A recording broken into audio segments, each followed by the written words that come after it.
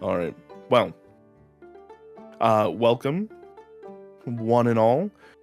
We are doing a Redwall inspired game here.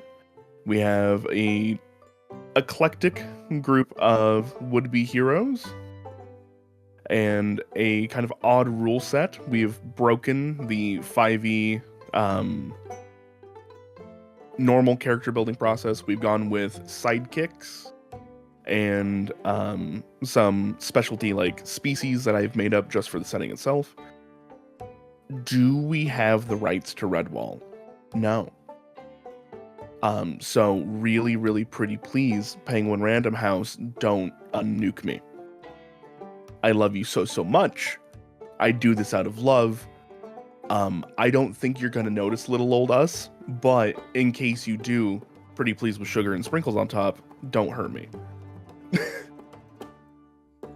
For those that don't know, Redwall is essentially a book series written by Brian Jakes, who basically went like, all right, woodland creatures, if medieval.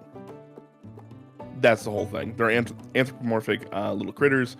They live in this great place called Redwall Abbey, where they all basically live in a hippie commune that is quasi-religious. They're self-sustaining, all that fun stuff. All the good folks of Mossflower Wood are allowed inside of Redwall Abbey. They will tend to feed whoever shows up, should they be kind.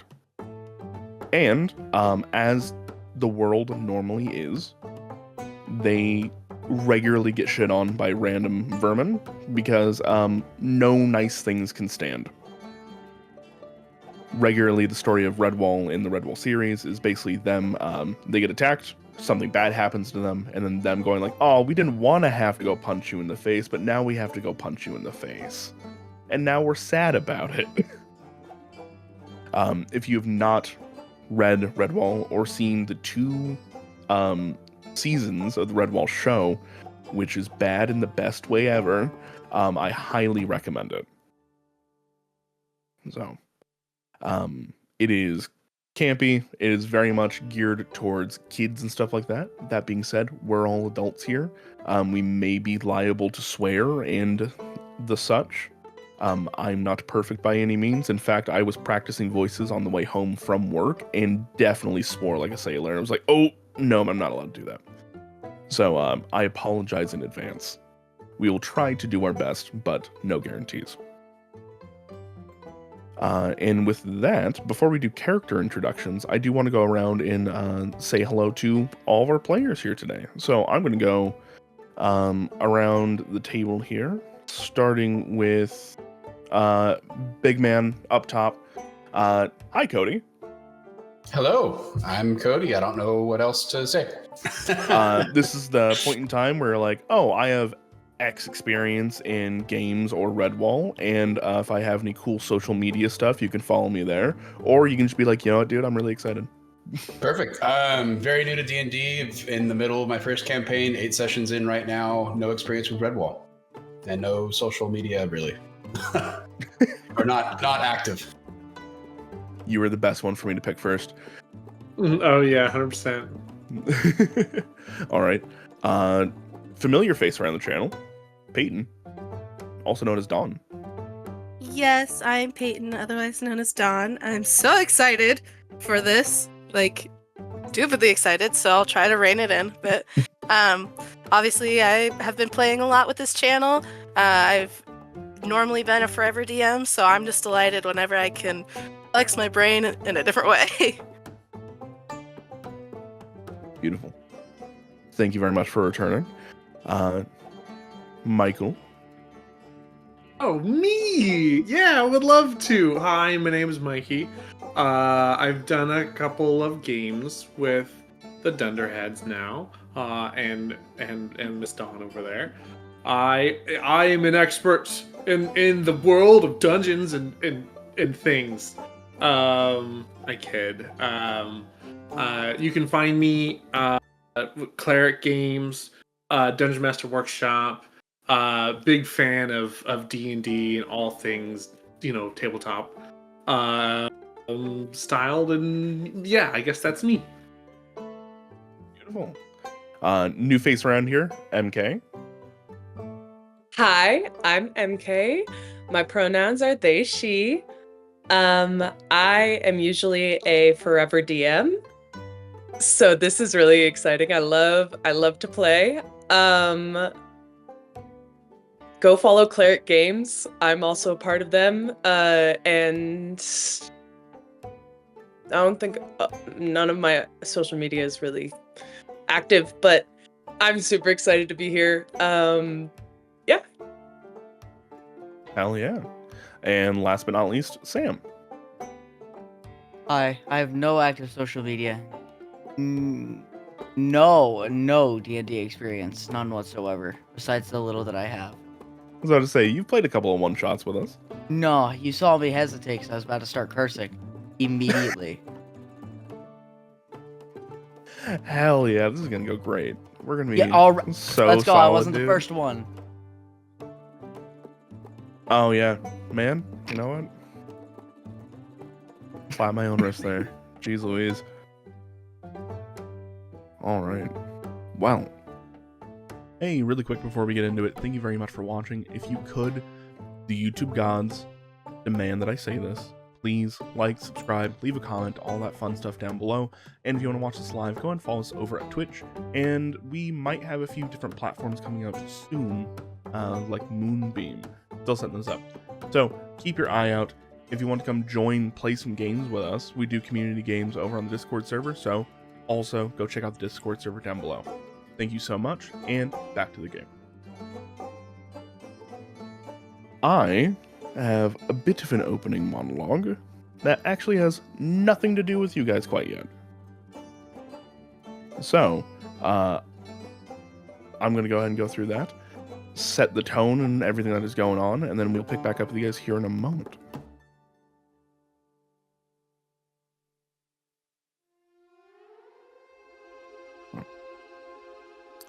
Our story begins on a dark and dreary night. We come into a pond-side cabin that is filled to the brim with Dubbins, the little children of Redwall, not in Redwall at this moment. Instead, with a storm coming through, they have found themselves at the Bankvol's house, a small cabin, just small ways away from Redwall Abbey. With them are Mr. and Mrs. Bankvol, as well as Sister Faroe. You see that they are all huddled in this cabin next to the nice warm fire. A stew is brewing on the embers themselves as they are all trying to stay dry. Mrs. Faroe going to each one of these little Dubbins, checking in on them, just being like, oh, it's just a little bit longer. We just have to wait out the storm here. Then we can go ahead and make our way in the morning. It'll be fine. It'll be fine. Don't worry, we'll all make it a festival. It'll be great. Each one of them, a nice hearty bowl of stew in their hands here at the Vol house. You see Mr. and Mrs. Bankvol kind of smiling. An older Bankvol couple themselves. Their children long gone and out of the house, but happy to have the company here today.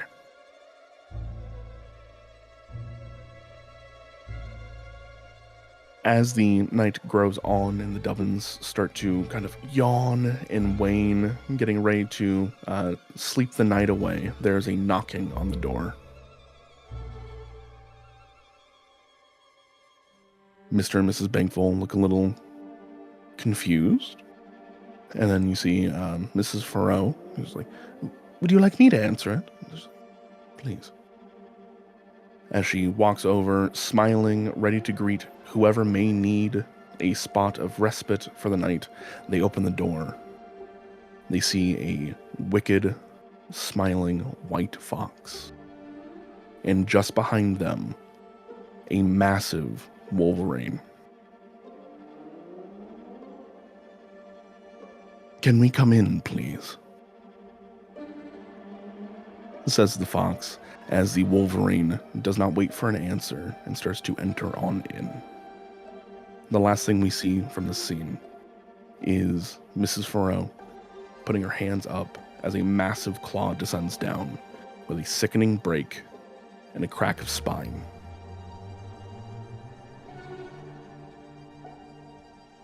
But that's not where you guys are.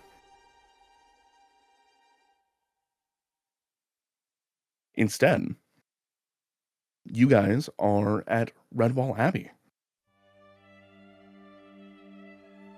Friends all gathered here today. The night before, a massive storm had moved on through, but today looks nice and clear. The festivities are starting to get underway. Last minute preparations being done. Basically, a lot of you guys had to haul in the massive wooden table last night when the rain started to make sure it didn't get all sodden. Now a lot of you guys are bringing it back out today. We look around, and as you guys are preparing, there are a plethora of things that need to get done. A fish needs to be had, nice and fresh. Events need to be put on, such as like the archery contest, pole climbing, pie eating. All of these things need to be put on and figured out, as well as just the bits and bobs that go into a feat like this, a fest like this. So I'm going to go around the table really quick and ask you, A, who do we see? And then B, what are you doing right now to get ready for the spring festival? So, back in the same order. Cody, who do we see? I am Gron Stonehair. I am a large badger, gray hair across my body. You can see scars throughout, and I'm walking around with a slight hobble. You can tell I've been battle worn, but still moving around, although slowly. First, I will go help set the tables for the pie eating contest. All right. You start helping set things up. You know, Abbess Marion is more than happy to see you. A little young for her station, being the lead of Redwall Abbey. She's like, "Oh, so very nice that you all could share in our festival here today. Your young ward there, is he quite all right?" He should be all right. He's a little weary from the road. I understand. Well, I'm guessing he's going to be able to eat any of us here. I'm sure he will. Well, that'll be a treat. I know Huey is very excited. The cellar hog here. He almost always wins, so having somebody that's able to best him would be quite a feat. Ho, we are sure for quite the competition here. He smiles at you, places a hand on your paw as she moves on by. All right. Dawn, who do we see? You see a sleek river otter nestled upon a window overlooking the festivities being slowly put together after the rain. And as little droplets fall down the Abbey stained glass window, the otter is mulling over creating a lure by himself. And from first glance, he just looks like the average fishing river otter that you see all the time in these places. But if you look a little closer, you can start to see that some grazed hairs are starting to come in around his nuzzle and his eyes. But the age has not quite set in yet, and he's still shining with curiosity in his eye. Flanders. Flanders, hell yeah. He's making the lure so he can eventually go catch a fish. For the Beautiful. festivities. Love it. All right. As you were putting this on, excuse me, sorry. As you're putting this together, you see Formal, this massive mole man.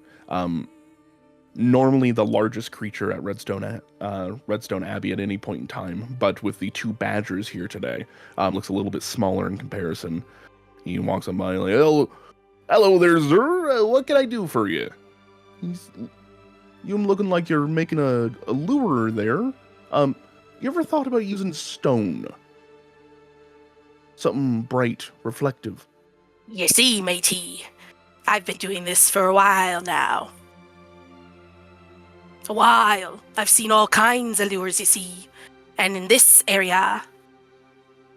And he'll pull out some reflective material. It's like shards of garnet or something. Like or a petrified wood that reflects the sunlight and has a deep red shine. And he explains, you see, matey, these show in the water and get the little swimmers nice and hungry, biting, ready for the day.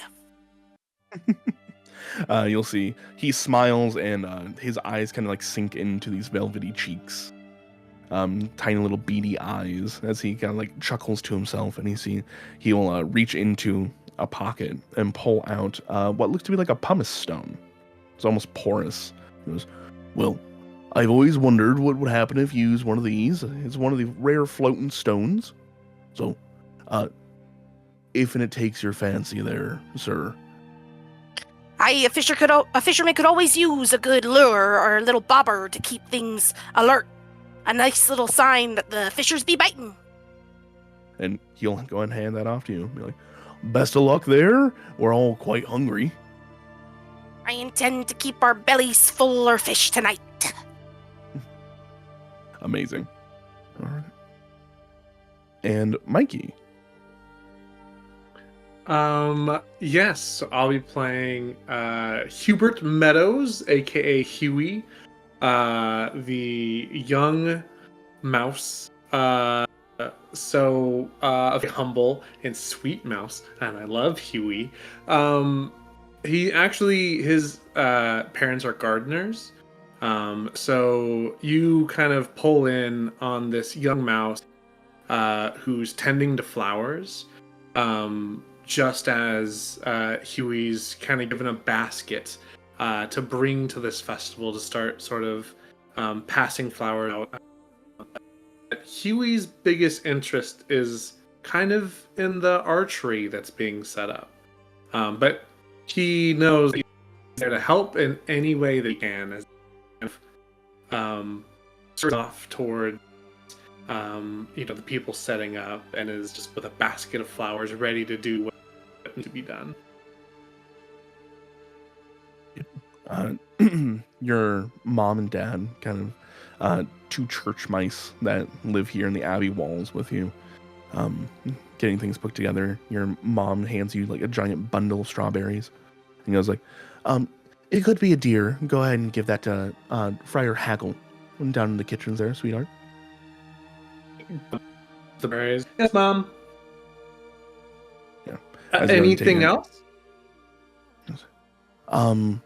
Actually, I think after you do that, you're free to go. Go play. Go figure out what you want to do. He's very excited and kind of off to see the abbot. As you kind of run off down there, you see Friar Haggle, brother to Cellar Hog Huey, which is, they think it's hilarious that the two of you share names because of how different you two look.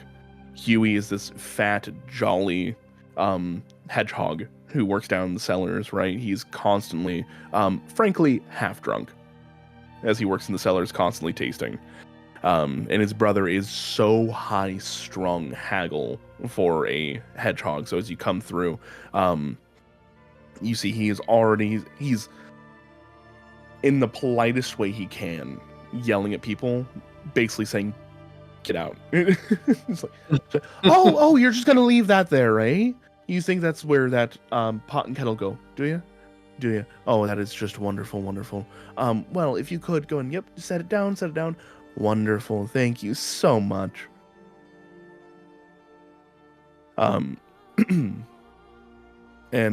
he's just like ushering people out. He turns around, sees you there, basket in hand, and he goes like, "Oh, hello there, little Huey." Hi, I brought some berries for you. Mom said give these to you. Oh, actually, I think that'll do quite well here one of the dishes I have going, a small little crepe. Thank you very much, young Master Huey. Is there anything you're excited for today? We just like pantomiming like sweating, and is like he's just really ready for like any game and he just kind of starts talking really, really fast. The pie and the dancing, and then the this and the that and the this, and just like without any social awareness of what's going on around, just kind of splurting off ideas. Yeah, the entire time you're talking, Haggle has just been walking towards the back door, kind of like ushering you with his own body. He's like, "Oh, that's great, that's so delightful." And then he'll stop, open the back door, and point out as you see this kind of like older badger that is helping set up the tables. Be like, you know, if you're really interested in like bows and fighting, I'm pretty sure I heard that badger there, Mr. Gron, is from Salamandastron. That's a real badger lord.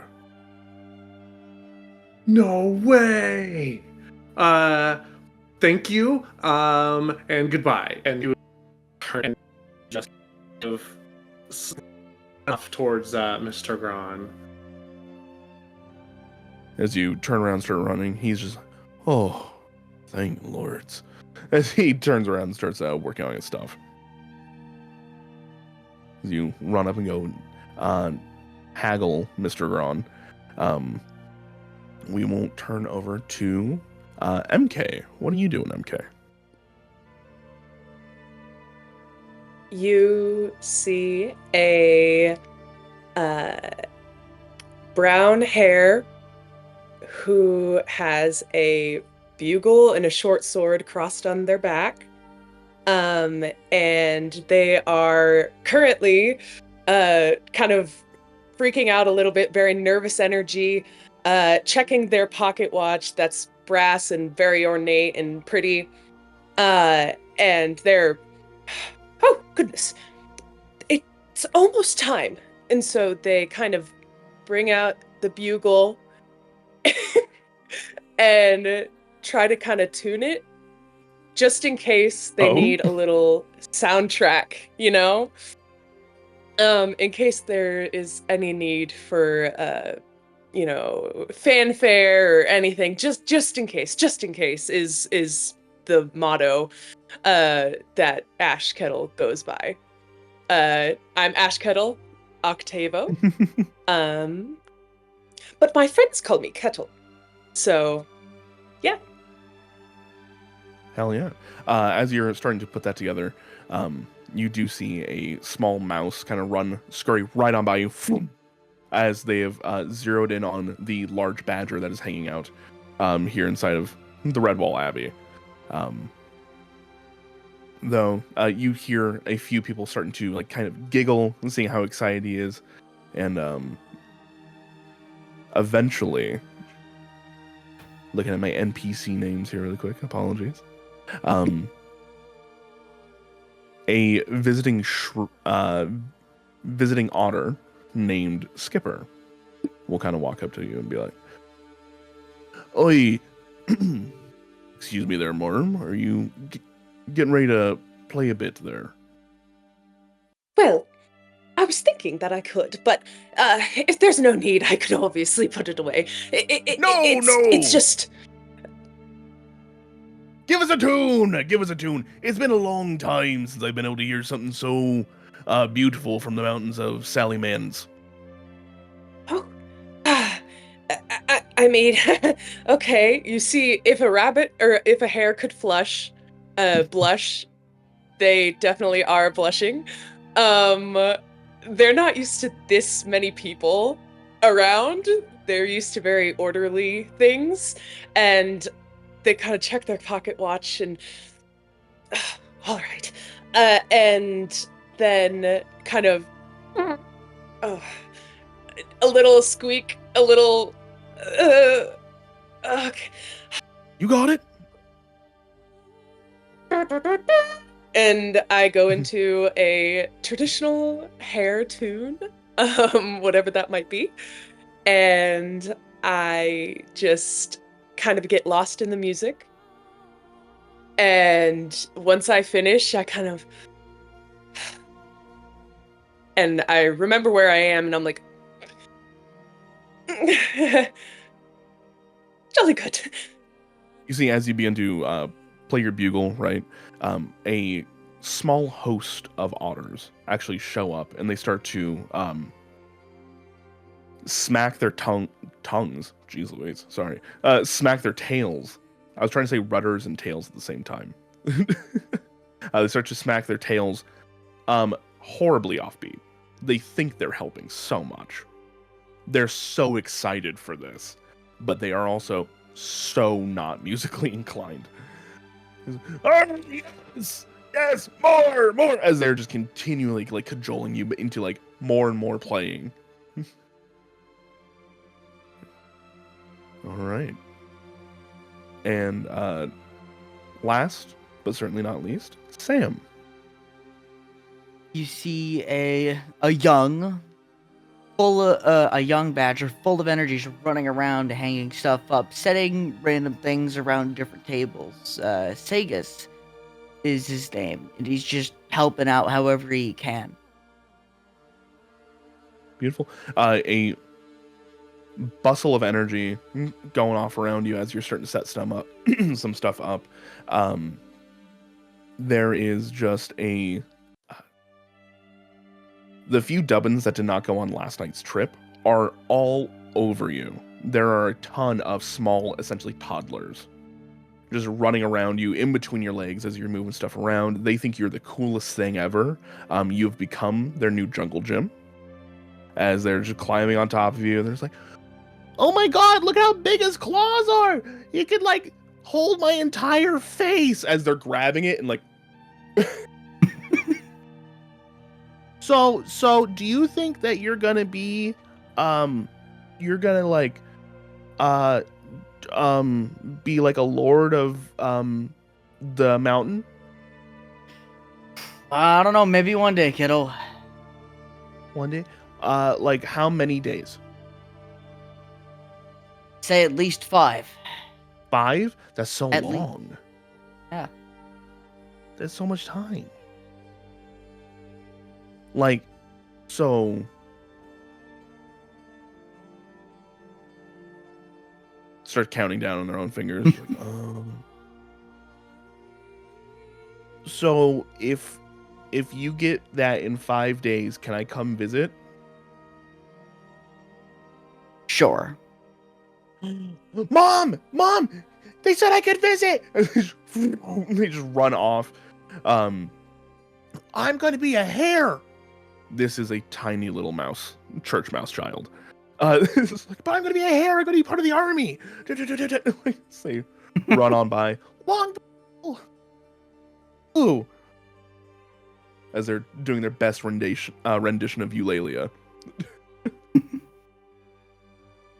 But as the day continues and the festival gets set, if I could really quickly, actually, the first roll of the campaign is super, super important. Flanders, if you could, please go ahead and give me your choice of survival or animal handling check to see how big of a fish you get for this festival. Aye, matey. Let me see. Which one be the best score for me? You said nature or animal handling? Either or, yeah. Sorry, survival or animal handling. Ugh. It be survival for sure. I cast my lure to catch us a big one for the festivities. Ooh, that be rather low. It's 11. 11's not too bad at all. Yeah, all things considered, it's above average. So,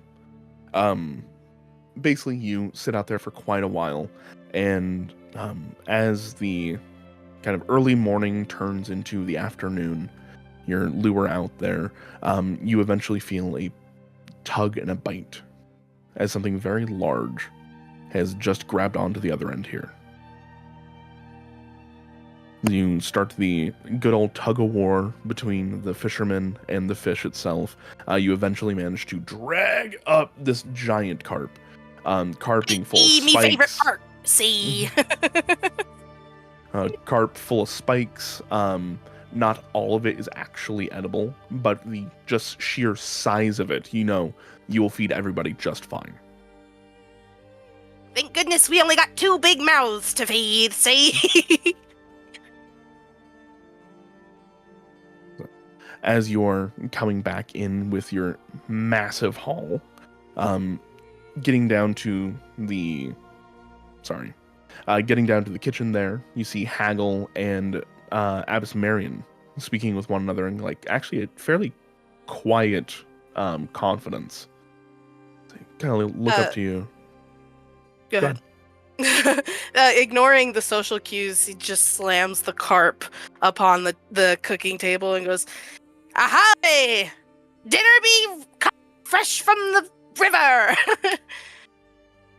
Bowls, serving plates go scattering. There's as one of these larger bowls goes rolling down the hallway.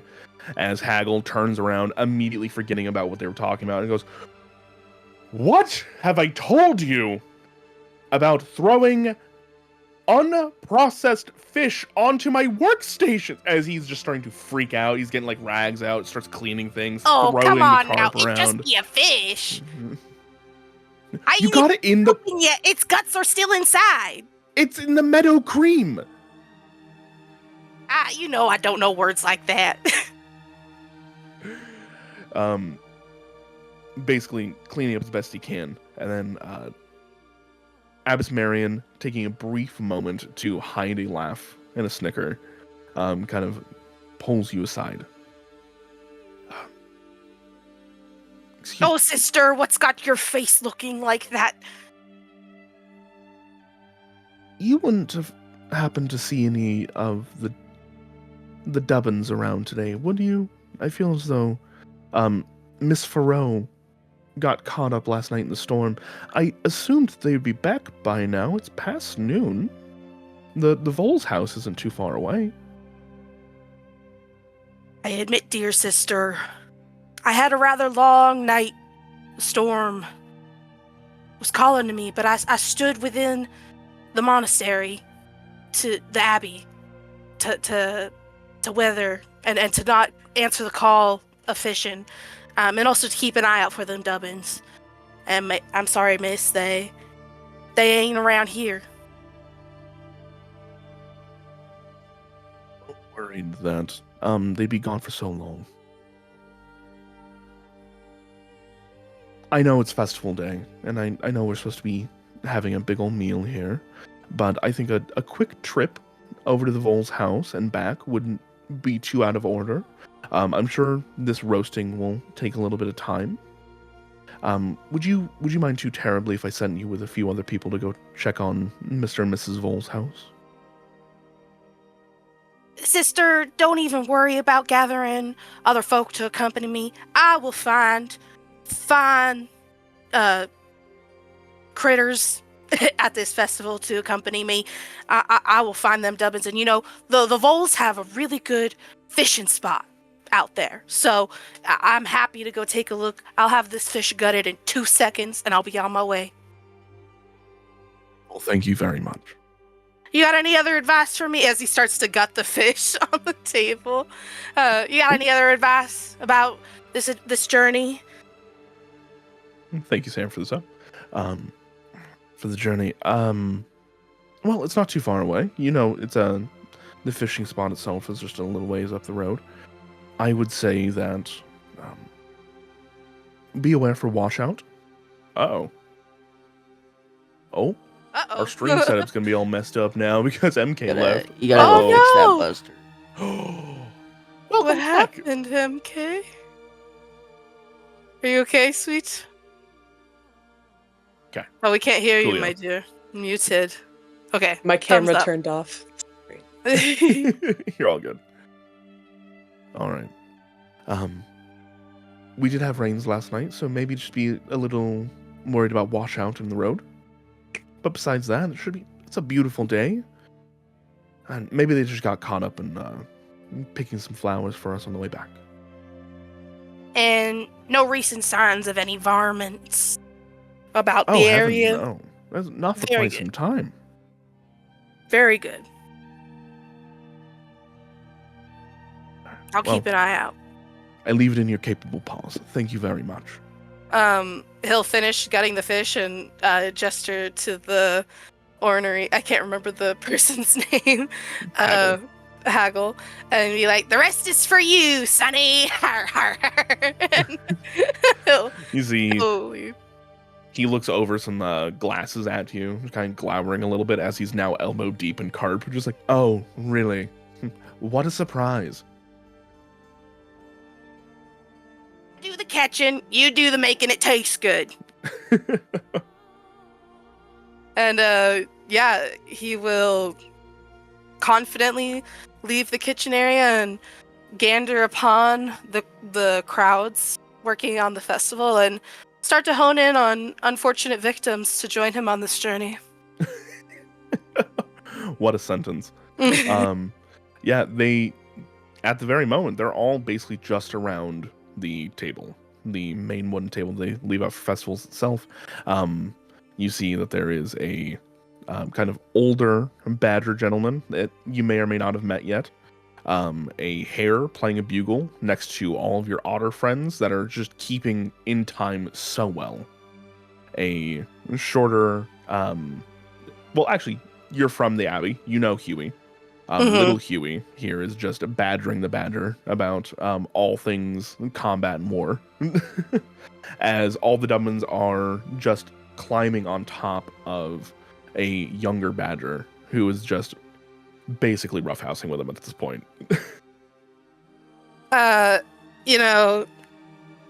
He takes note of the badger and the classic sight of an experienced heroic man surrounded by oohing and awing children, and snickers to himself, but he can't resist the call of his kin, enjoying the trumpeting of the hare's horn, and he'll kind of approach the group and much better in step with like a real beat than his brethren.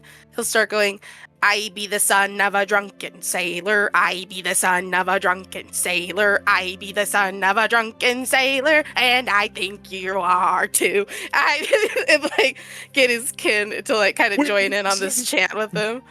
The sons of the drunken sailors, we be the sons of the drunken sailors, we be the sons of the drunken sailors. I forgot their name. And after he has his fun with them, he will get them off this little rabbit's back, because he does sense the vibrating anxieties of this small trumpeter. "That be enough! Be gone! We have other things to be getting ready, see!" I will say See. you do notice that Kettle gets definitely lost in the music, and while they're playing, they don't care who's listening, but it's like the getting into it. So thank you for sensing that, but just a note. "That be a fine tune, lassie. Where'd you learn to play like that?" Well, I was in the military, but I would consider myself a conscientious objector to violence. So I decided to play the bugle instead. I see. Them do be the shakes of a soldier. I've seen them before. The name's Philanders Fisherton. And you? My name is Ash Kettle. You can call me Kettle. I am pleased to meet you. Har har! Kettle, they be calling this one. Yes. Oh, I'll be turning to you in the morning for a nice kettle of tea. Har! And he'll just be way too, like, tickled by her name for some reason. It's definitely the hilarity of a middle-aged man that is starting to enter dad phase, thinking he's still being funny, but is more amused by himself than he is amusing others. That's amazing. Well, listen, little kettle, you see, I could use the expertise of a former soldier. I just have to make my way up to a nearby fishing spot and check up on some folks while I'm there. Mind joining me for the adventure? Yes, of course.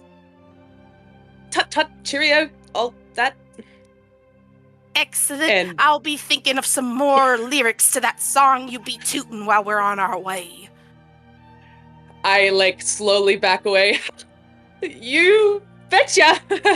He grabs like the horn as if it were her hand and starts to make his way over to the badgers. Or is that the badgers? Is that the race or the species? Yeah, badgers. Okay, badgers. It's hard because what you There's a lot. define as a vermin.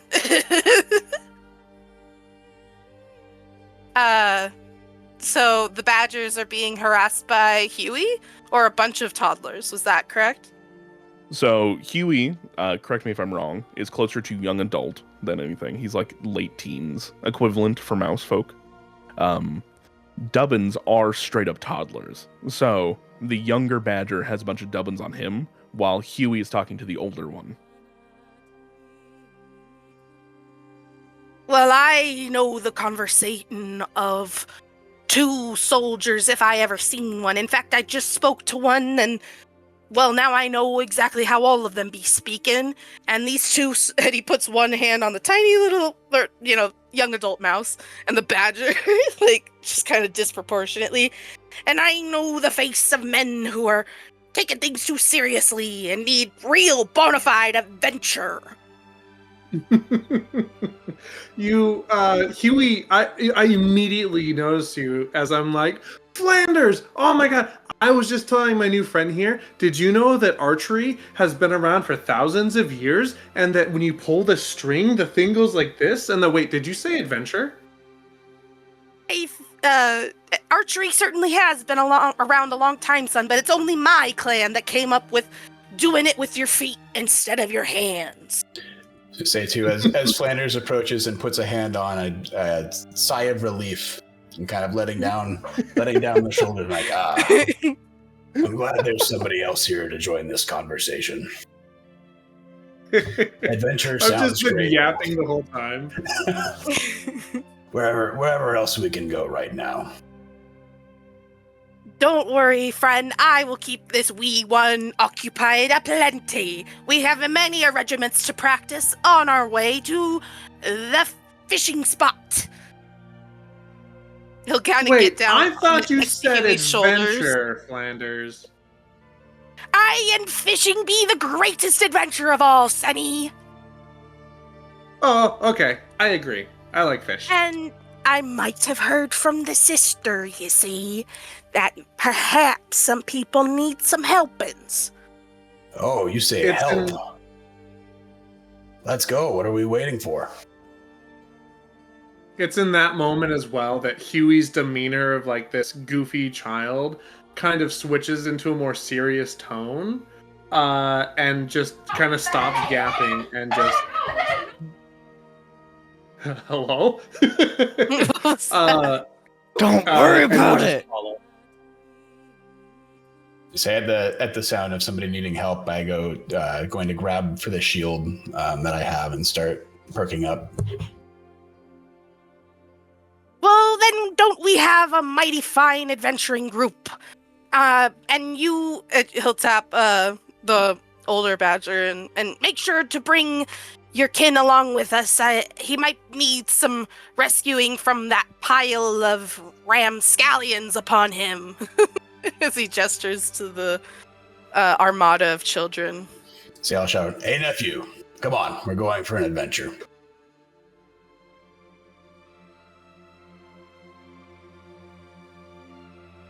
You see, he is currently preoccupied with a plethora of dubbins. He cannot hear you currently. He's just been waylaid. In fact, there is a small, almost comical dust cloud as he's being carried away by this group of dubbins as they just keep going. Just like, Badger Lord, Badger Lord, Badger Lord, as they just haul him away.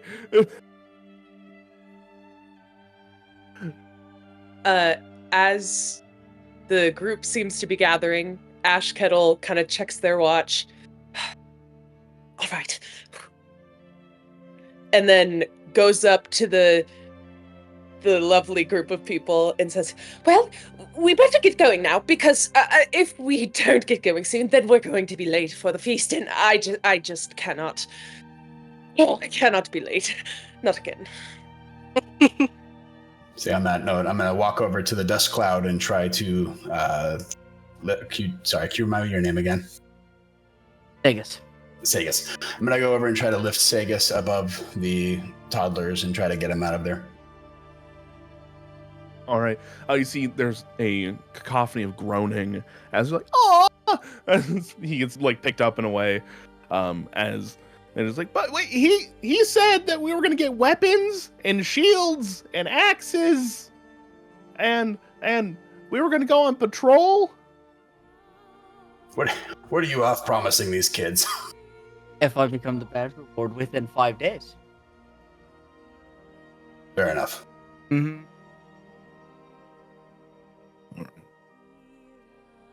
Well, Now, kids, you see, there's many a thing for you to be doing here rather than bothering this badger. Take on now. There's plenty of tasks. We have our own. As I start fist bumping all the kids one by one, just so they, well, you cut out there, buddy. As I start fist bumping the kids to get them off my back one by one. Yeah, and now you can hear them in the background again, can't you? Not Oh, special. good. Okay, good. Yeah, as they smile and kind of like fist bump you as they go on by. It's like, well, that's new. I've never done one of those. As they kind of like toddle on. Basically, the adults of the abbey like going and grabbing their own children. Some children are unfortunately orphaned just because bad things happen. That's where the orphans wind up, is here at the abbey. So they get kind of like absorbed into the smaller family units as they're just like, no, it's fine. You know, come hang out with us. As they go and start doing some of the festivities here for the festival day.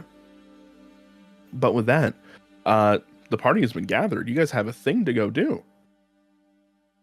You go check in on Mr. and Mrs. Bankful and all the Dubbins. Flanders, like I said, is familiar with the fishing spot, so he will take the lead for the crew. Beautiful. Is there anything in particular you're doing while you're taking lead, or are you just hopping on down the good old trail over to the Vol's house? With his fishing pole over his shoulder and a little sack of snacks and lures tied to it, he just sillily sings his made-up sea shanties as he confidently strides down the trail. You got it. Hell yeah. All right. If I could, please, what is everybody's passive perceptions as you guys are going down this trail over to the Bankful's house?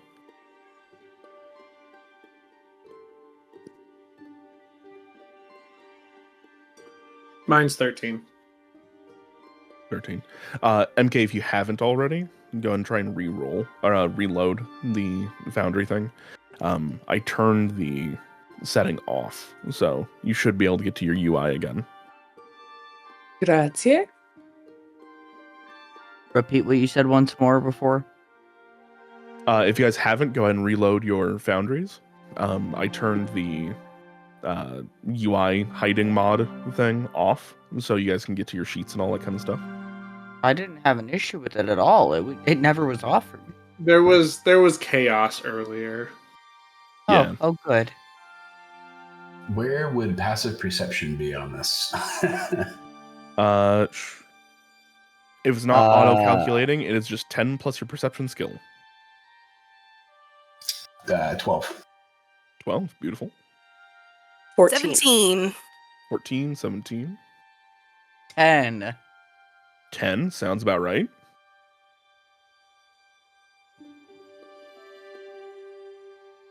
Huey, Oh, 13. Sorry. 13, there we go. Cool. He said 13 earlier. I may have just not heard it. Okay. That does tend to happen from time to time. I'm not infallible.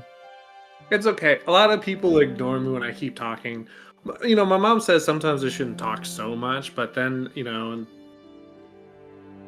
Sorry, what'd you say? and that was the Ottoman Empire. Right. A little bit of both. Who Column A, are column you? B. I'm role playing me. Is that's who I am now? No. Just no, not allowed. No. All right. No. And Well, in that case, Flanders, you are the first one to hear this. As you guys are going down the trail over to the Vole's house, you just hear over the hill here. Roy, so like, why is it really important that we find the Vole? You idiot. If we don't find the Vole, he could tell them what happened. We need a clean getaway. Yeah, but, like, he's pretty gutted up, so, he's probably just gonna go die in a ditch, or something like that. Do you really want to risk him dying in a ditch? Really, if Bileclaw finds out those people in the Abbey have found out what happened before they got away, and he sent us to go take care of this, and we didn't, what do you think he's going to do to you?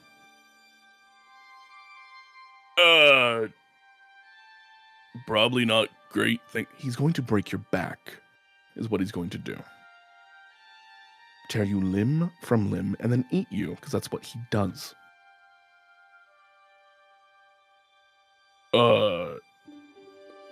We could just go.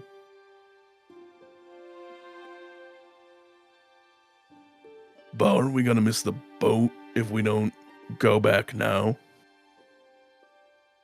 We're not going back. We're waiting for other people to show up. All right, dimwit.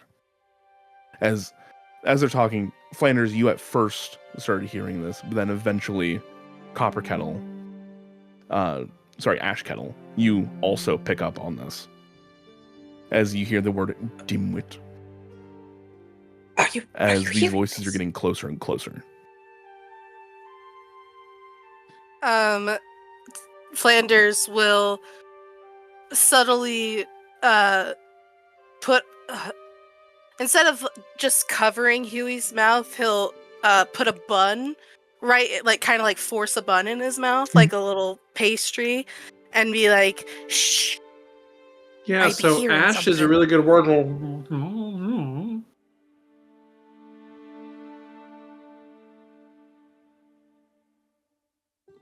You just need to be quiet. Shut up. Sorry, my dog was screaming. Sorry, stream. He's fine. Didn't even hear it. He's just begging. I was not paying attention for a sec. You're all good. What do you mean be He'll quiet? Why explain- be quiet? I hear some ne'er-do-wells whispering through the trees.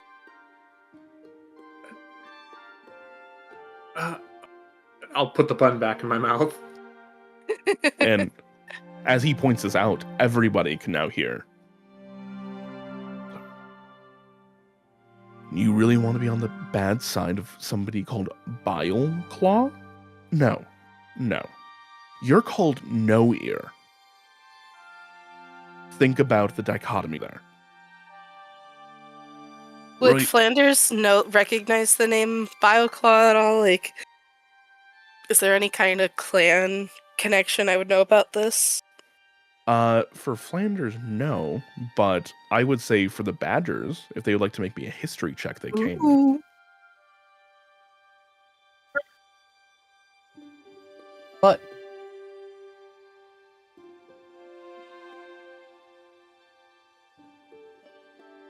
18. 11. 11. All right. This was set at a fairly high skill check. 11 will not do it, but 18. DC was 17. So,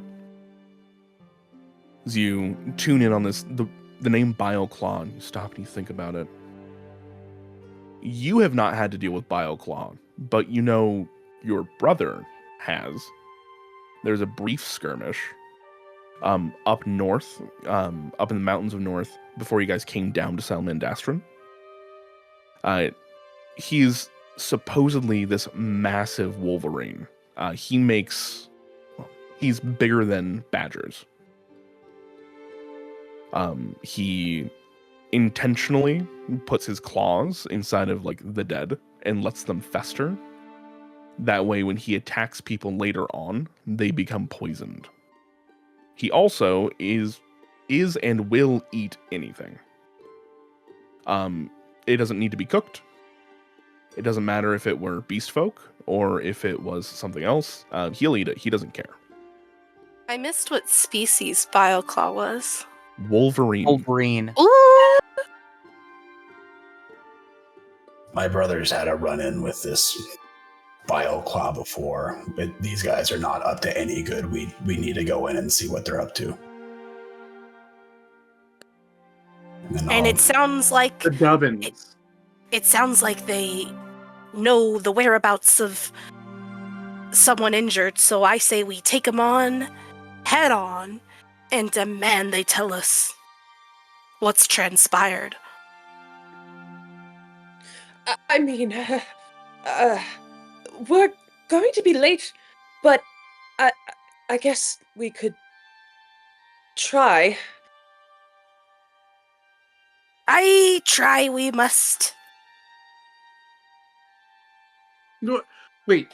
Remember the rules around the Abbey, okay? Violence when only necessary. We don't know these guys. And don't we need to be headed towards some place of greater importance than these two? Well, He is right just to for clarify, once. Flanders was told that there were shrews at the place that they're going to, right? There were the Dubbins were in that area the day before. They were supposed to be visiting the Voles, so they should The be. Voles. And they and the villains just mentioned a shrew or a vole was A heard. Vole. And okay, so with that, Flanders would say, I know that there were voles living at a house near the fishing spot, and they be the ones we meant to find, and them ne'er-do-wells claim there's an injured one about these woods. I have a plan. Hey, that's why we keep young brains around. Tell us, Sonny.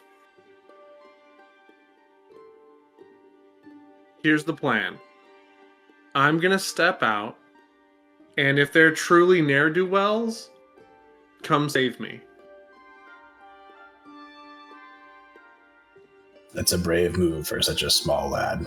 We can go. But make sure you don't be telling your mother that we executed such a plan. Landers, you know I'll never tell Mom about the things we get into. I'll step out of the bush into plain view. Okay, you step out of the bush into plain view, and you see there is this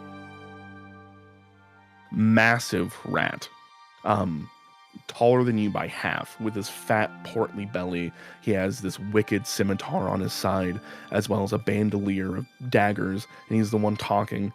Right, so you're telling me that if Cirrus hears about this, then they're gonna tell the Oh. Hello there, little dubbin. Hi. Where are you off to here in the big old woods? As right next to them, you see a sleeker, skinnier rat. Still very much a rat. Nice thick tail. Much more put together, but they do have an eye patch. Oh. And just taking a noon stroll, are you okay? I am not supposed to talk to strangers, and I'll start walking backwards. Oh, we're not strangers. Come here. This is no What do you? ear. I'll say At this hello point- to no ear. Hello there. It's nice to. Why do you have so many daggers on your belt? Oh. Well, it's I'm a bit of a whittler. I like to make a good cane or two. Oh, I love whittling. Did you know in 1982 whittling was That's very delightful to hear. At this point, I'm off to Ash- see my friends. Ash? At this point, Kettle would. Sorry, not Ash. At this point, Kettle would come out and kind of step in front of Huey in a way that's like, don't mind him. Well, you were no bother. He's just a plucky old lad there. I think I think these guys are totally up to no good. Just raising your hand. No. Can I do an insight check on these people? Of course. Wunderbar. Okay. What is my insight? Ooh, +4. Okay. That's a 15. 15. It doesn't take a ton of insight to figure out that these guys are bad news. They're wearing well-worn clothes, but they're either brigands on the road, or they have no sense of self-care. Because they have, like, black teeth. One of them has an eye patch with an obvious, like, festering wound underneath of it. Their clothes are all mismatched, and they are belted to the teeth with weapons.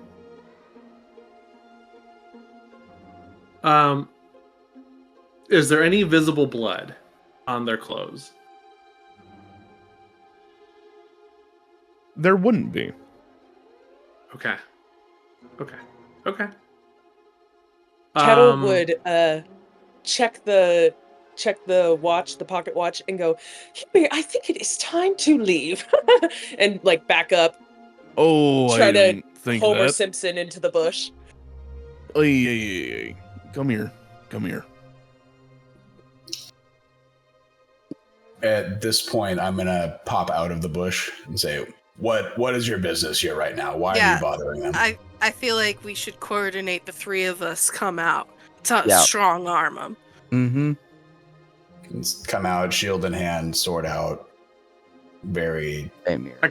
statured. I kind of want to pick up a rock and throw it at him. Do it! That's such a thing a kid would do! You see, as the two badger heads up out of the bushes, their demeanor changes as they like, oh, threats. And this fake facade of kindness immediately drops.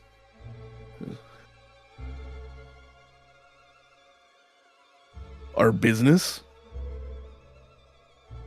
None of yours. All right. So how about you striped dogs go back to wherever you're from? We'll go our way, you go yours. Say at that note, I'm going to start walking forward and say that's not what we were overhearing from your conversation. What do you know with Bileclaw? I know that he's bigger than you. Size isn't what matters here. Then why are you imposing over me? It's called stature. Well, At this point, I'm going to keep walking forward. they are keeping a distance. They are backpedaling at the same time. Just, stay over there, striped dog. What do you have to be afraid of? You were fine when it was just the little guys out here. They weren't approaching me all aggressive like now, were they? I can talk. How about you stay there and we can talk? Stop backpedaling and I will. There's a moment where you see the two synapses start to fire between the two of them as they're like, and they stop. Then I'll stop approaching.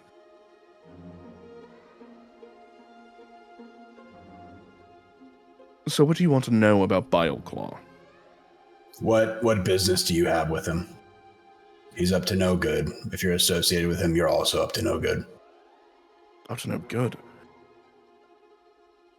Just two folk walking through the woods. We saw a lost child and was trying to figure out whom he belonged to. I'm gonna point back. Are you referring to this child? Of course. Do you see any other child? Not right now. And then I'll turn to Flanders and say, "What did you overhear?"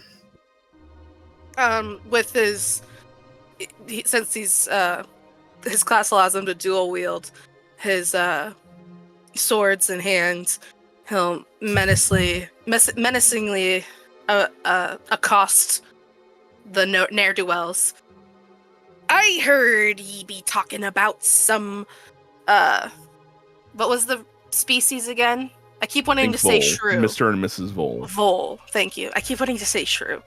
I heard ye mention something about a wounded vole. Now I suggest ye tell me about the whereabouts and be on your way. Otherwise, you may be an injured vole too.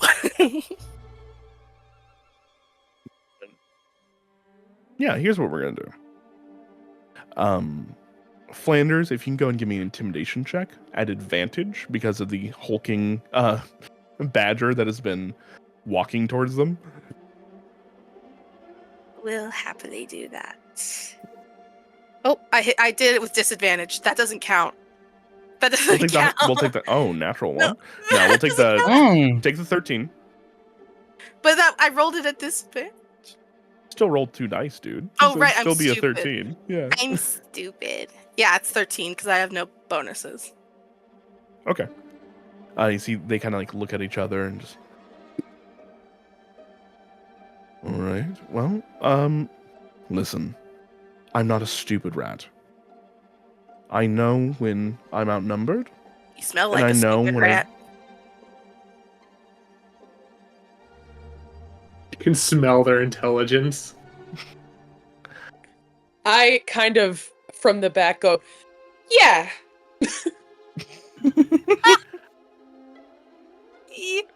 will Yeah. be completely honest with you. I don't know where the vole is. We were looking for him. We don't know where. Why are you looking for him? Well, we were walking by a cabin, and he seemed hurt, and was running down the road quite a ways, and we wanted to make sure that he got to your... I'm assuming you're from the Abbey, correct? Insight check. Go ahead. Nah. What? Oh no, never mind. I was the last roll. 16.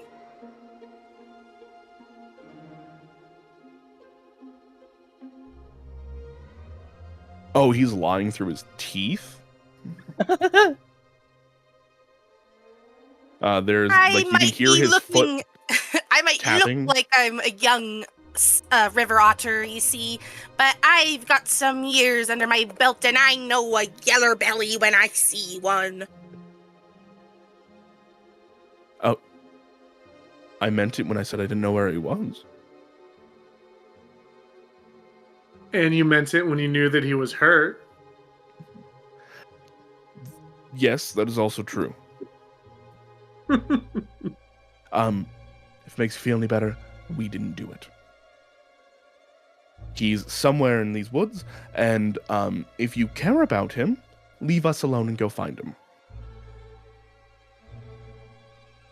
Because I'm sure he's bleeding out. There's quite a bit of blood back up there. Which direction?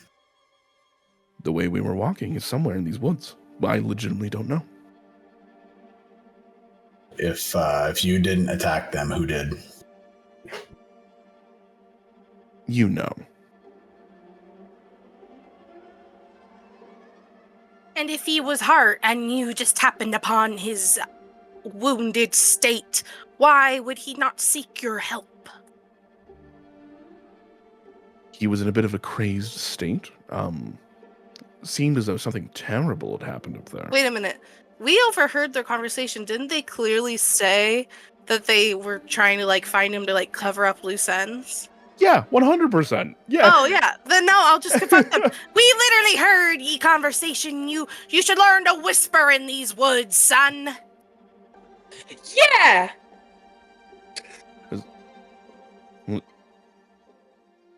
We did not start it, and we haven't found him yet. So we will leave you alone.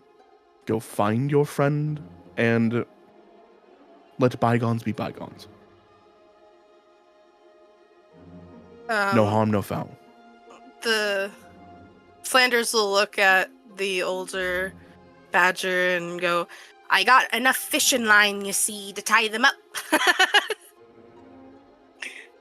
Yeah, how can we be sure that you're not going to follow us? Well, we have 2 striped companions that we wouldn't want to tussle with. And frankly, I think they you leave them. look you up and down as well. We've heard of enough hares as well, and I can be completely honest. I don't like fishing line.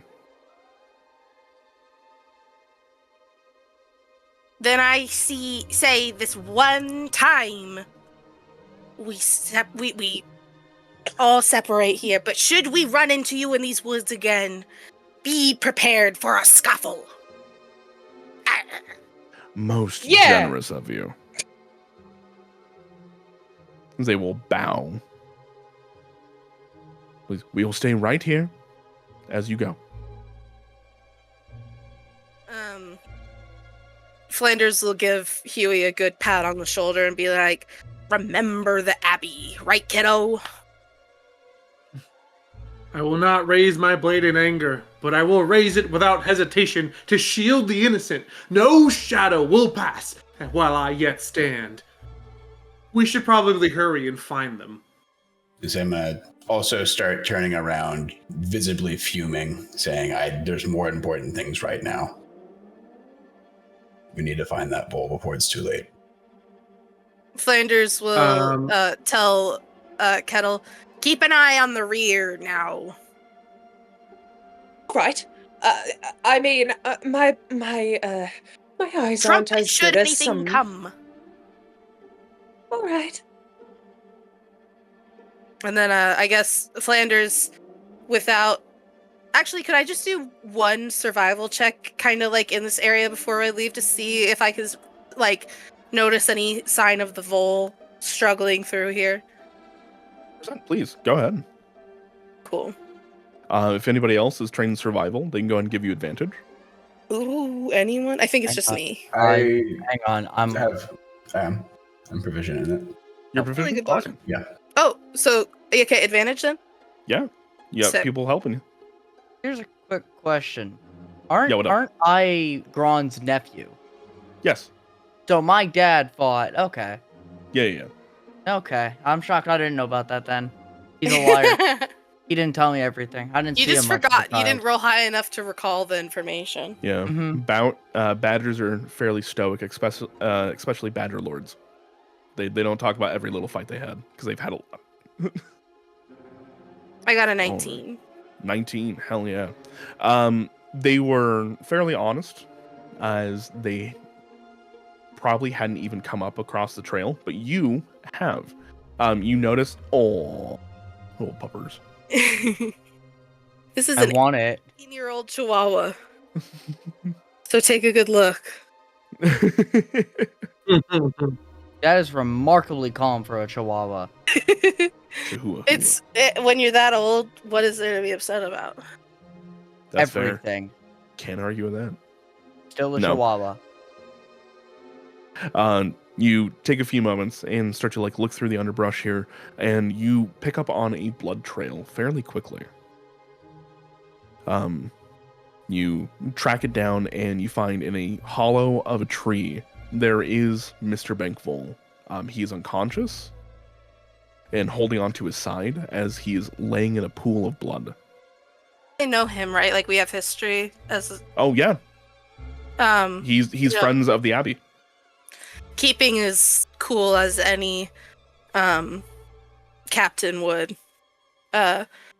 Flanders quickly starts to administer first aid while saying, "Hey, we found ye. Don't worry. We here now." You start to get there, bind up his wounds. And is anybody here trained in medicine? Yes. You are? Oh, give me a medicine check, please. 16. 16. Okay. Binding up his wounds, he has a deep dagger wound in his side.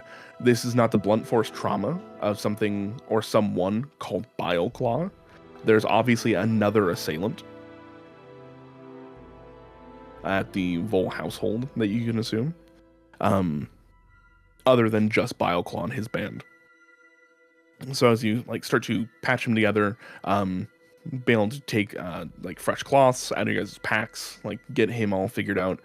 He is not going to be bleeding out, but he definitely needs to be seen to somewhat quickly.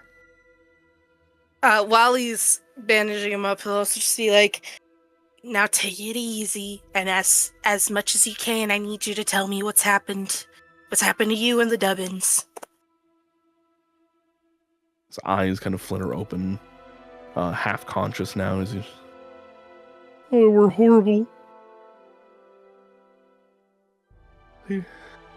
I was trying to get to the Abbey to let you guys know that they took the Dubbins. They took them, they're gone." But you mean they only took the children? They're still alive the last time you saw of them? Last I saw them, they were still alive. Yes. Then we can take them big back, old band. matey. And his face crumples in on itself as he begins to sob and cry as he just, "They killed Miss Farrow and my wife." Flanders will give him the a true, honest hug, and even himself, for the sake of little Huey, is clenching his jaw, holding back emotion. There. We gotta get you somewhere safe. We gotta get you more care, and then we'll go find the Dubbins. At this point, I'll go down onto a knee in front of them so I'm not towering over. And say, who did this? Oh, it was the evil vixen. It was raining. Miss Farrow went and opened the door and let him in. Because we didn't want anybody to be out in the cold like your Dubbins were. And White Vixen, she laughed at us as that big old brute came in, and just one swipe, there goes Mrs. Farrow. And then the Vixen went and slashed at me, and got real bleary there for a little bit. I couldn't move my body, but my eyes were open, so they thought I was dead. Until they were rounding up Dubbins, and I realized that I weren't going to be able to help them out. So I started trying to crawl. And I got away as best I could, but couldn't make it to the Abbey, I'm sorry. You have nothing to apologize for, little one. You made it here. You've told us. We'll do what we can. And now we know how to save the Dubbins. In turn, you have saved them too. I commend your fight. He just looks lost at the moment. As he's spent all he has, he's barely awake right now, let alone capable of jumping into a fight or anything like that. You get the idea that if he had been left much longer, he would have passed in these woods. We don't have Speak with Dead in this version of the game. No, we do not. Can I use Revivify? So we have the trouble of now All right. having to figure out how to get this guy somewhere safe, but also needing to get to the Dubbins. Do we have time to get him back to the I have Abbey? an idea. We need to find the Dubbins. We need to get back to the Abbey. It's not the best, but I think we need to split the party. I agree. I can't carry him back to the Abbey, but I'm quiet and I'm quick, and I can look for the Dubbins. And I know this place. I know these woods. I know everywhere around here. I'm kind of scared to go alone. I'm not letting you go off there by yourself, kiddo. Flanders will look at Gron, and he kind of looks to Gron as a leader as well of this armada, just since he's old and most experienced, and he'll go, I see if we be split in the parties, we need a leader for each split. I say the big guns, you and our lovely hair friend should advance onward and seek the Dubbins, while Huey and I bring our friend back to the Abbey. We will make haste to follow thee. I can track you quite well. Sounds like a plan to me. Flanders, I can do so much more if I go look for the Dubbins.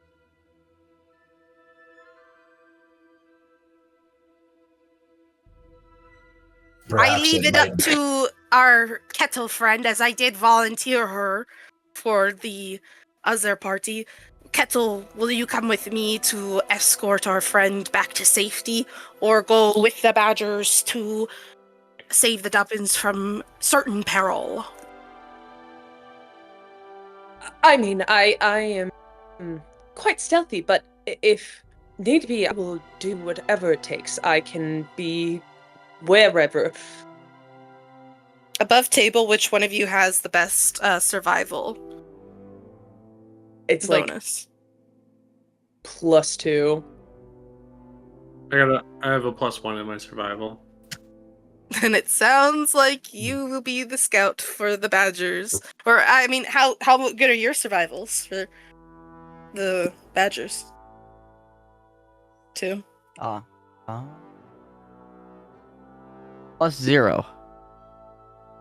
Yeah, I feel like the survival bonus is going to be what decides it, unless you have any other arguments. I would say attacking this from a mechanical standpoint instead of a narrative standpoint may not be the way to go. I think my expertise might be useful in searching for the Dubbins, as I am. I'm all right I at have an idea. seeing things. I have Kettle an has idea. a horn. Kettle has a horn. Are Kettle we and I close can to go the- get the Dubbins. Are we Sorry, go close to the place like where they were staying? You're about halfway between each location at this point in Well, time. we have to go there to continue looking for the Dubbins, so we'll take him there. It won't be totally safe, but he can rest, and There should be some supplies. We'll take him there. None of us will go back. And then we'll continue onward looking for the Dubbins from the crime scene. This way none of us have to split. And we get him somewhere relatively safe. Is he looking like he'd realistically make it back to not a doctor? Or like a medical professional? I mean, Is he looking pretty rough? Like, 'cause I would have seen a lot of injuries, right? yeah, I was just about to go there. You've seen quite a bit of battle in your day. He's literally been dragging himself through underbrush. This bull needs a doctor or a medical professional soon. I don't know if he can afford the time of all going at once. If we need to and nobody else wants to bring him back, I can bring him back. I want to keep him safe. I'll do it. There be something in my bones telling the party not to leave one another. We are on a clandestine quest now. We will all return, and we will all go back to look for the Dubbins after notifying the Abbey. And he'll scoop up his friend and start confidently leading the group back to the Abbey. Yeah, I'll start going. I'll try to take kind of front from that and say, let's make haste with this and get there as soon as we can. Yes. He doesn't have much time to spare. Mm-hmm. All right. I will keep confident Huey? in my party and turn around. Huey! I kind of I'll- grab him by the scruff and plop him on my, like, in between my ears. Because he's, like, the size of a mouse, and I'm the size of an actual hair, right? Yeah, that's the I'm- literal. Yeah. So I plop him between my ears and kind of, like, put him up as, like, guide rails. Oh, I see what you're saying. I guess actually not. Now that I'm stopping to think about it. Less of on your Mechanically, actual it'd head. be yeah, you'd easily be able to hold him like on your back. I guess it'd be more the difference between a halfling and a human in regular D&D. Okay. Then I baby Bjorn him with, like, a little bit, like... I'll whisper in the kettle's ears, that what if we wait too long and the Dubbins get hurt? And what if we leave this man to die? Kettle, just let them take him to town and we'll go look for the Dubbins. If you can convince them, then I will go along with this plan, but you, darling, better be very persuasive. How long of a journey was it to the point where we were at from the Abbey? It wasn't too long, actually. It was only about an hour. Okay. So hour there, hour all the way back, be another 3 in total. You're good. I'll just You wait. got plenty of daylight for it. Yeah. Okay. Well. That's right. As you guys all make it back to the Abbey, the festival's in full swing as the doors open up and you guys enter in with a very wounded Mr. Bankvol. Everything comes to a stop. The Abbey, well known for its healing and helping the larger community of Mossflower Woods around it, people drop whatever they're doing. They don't even ask questions quite at first. Instead, they just run up, they grab him, and they start to take him into the infirmary. At that point in time, Abbess Marion will what happened? Flanders has kind of like a captain's hat, like a fisherman's captain hat, made out of nut pieces, like nutshells. And he'll kind of solemnly hang it over his chest and go, I fear the worst has occurred. And he'll explain how they found our vole friend that we've rescued, and that the Dubbins have been taken, and we must make haste to find them and save them.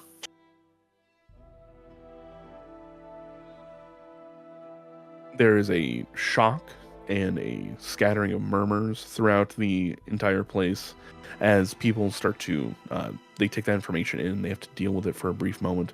As Abs Marion, no such reaction like everybody else. She just nods, goes like, "Go get our Dubbins now. We will wait. As they're going to just like packs, everybody get packs now. Go. And they're going to rapidly start procuring you guys gear. They're going to start putting everything together for you. As they are going and figuring that out, Marion will go over to Huey's mom and dad, and they will have like a brief conversation really quick. As they kind of like both hum and haw about something, then finally nod. Marion will look over at Huey and be like, "Come here. You, now." Yep. As she will lead you into the abbey.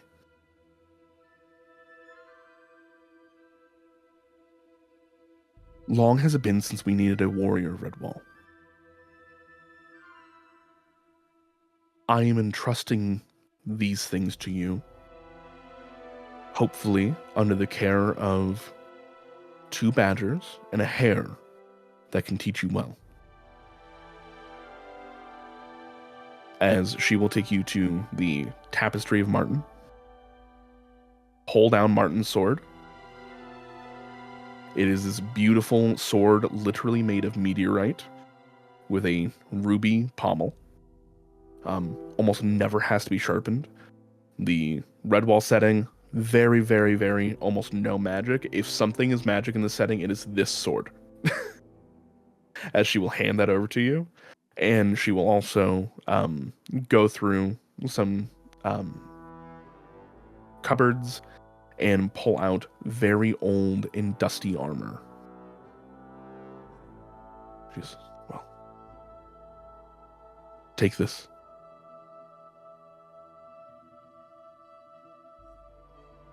I take these. And Huey has spent forever memorizing the Warrior's Code, and as Huey kind of receives these things and begins to place on this armor, don the shield, he begins to say a few lines that he will be the shield that does not break, for he will be the wall that does not fall. As he also recites, the laws of the land, to forsake all unnecessary forms of violence, not only for those in Mossflower, its trees, its grasses, the flowers and insects, but all living creatures. Huey just kind of, in a silly sort of sense, there's an air of silence for the first time. Where normally it's Huey spewing off shenanigans. He's ready.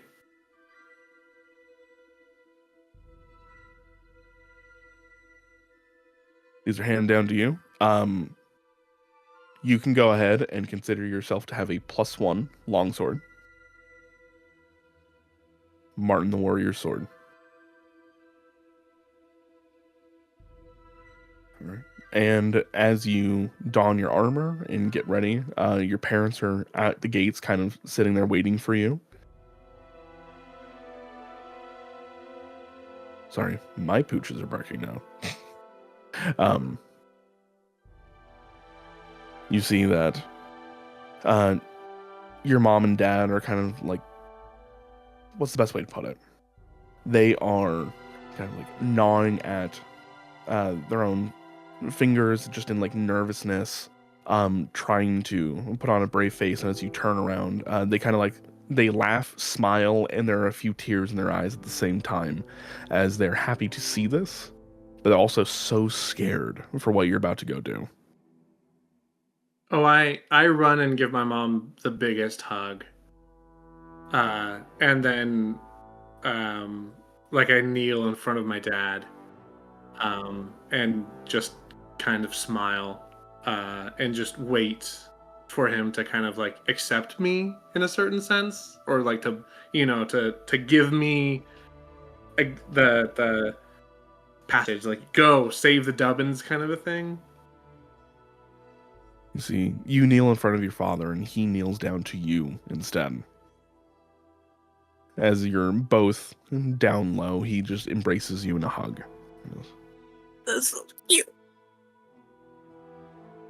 you don't kneel to me. You don't kneel to anybody. You understand? I understand, Dad.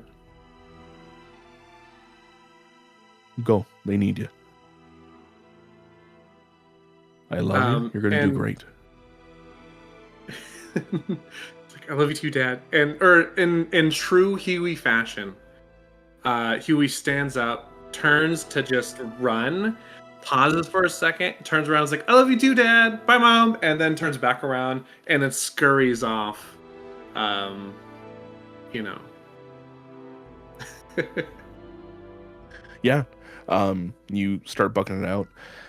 Packs are made for everybody else. There are different bits and bobs of food. Roasted carp is in abundance amongst your guys' packs today. So if you guys need rope, you got rope. If you need any of those ancillary bits and bobs from now on, we're going to assume you have it. You have like pittons for climbing gear. You have all those types of things that they would have around the Abbey. If you need anything a bit more specific or verbose, like a block and tackle, maybe not. You probably don't have that. But basic adventuring gear, you got. What for healing do we have? Nada. Nada. You can stabilize a wound is what you got. And some resting. Welcome to Redwall. Did we Nature's see brutal. this one? What'd you say? Did we Cody? Did we see Huey get the sword through all that? You'd see him walk out with it, Well, for sure. I'll turn to Huey and say, "Hey, it's nice to see somebody trusted with this blade again. Your parents have a great deal of faith in you, and we're gonna get those kids." Okay. We're gonna do it. I think. Yeah, we're gonna do this. Oh yeah. And I'll give him a pat on the back as we start journeying out. Beautiful. Unless there's anything else or in specific that you guys are looking for while here at the Abbey, for any supplies that you may or may not want, we'll go ahead and Flanders get back on the will road. have one moment with the sister before he leaves to say a short prayer and have a solemn moment with her about the people that we already know were lost because of the ties here in town. Yeah. I'm not going to lose any more, sister. I believe you. Go get them. It's just a And- really quick prayer between the two, and he'll leave. Right before you go, she will press something into your paw. As you see it is this beautiful feather that she has found. She used to be the chronicler, so she's very apt for finding feathers, turning them into quills, all that kind of stuff. But it is beautiful. It is like a Stellar's jade blue. And she kind of gives that to you and goes, for any more of your lures that you might be making along the way, remember, we have friends in these woods. If you see the Logalogs, go ahead and say hello and see if they'll help you out. Well, you already This is got two quite the badgers in boon, here. lass. I got a big catch to get.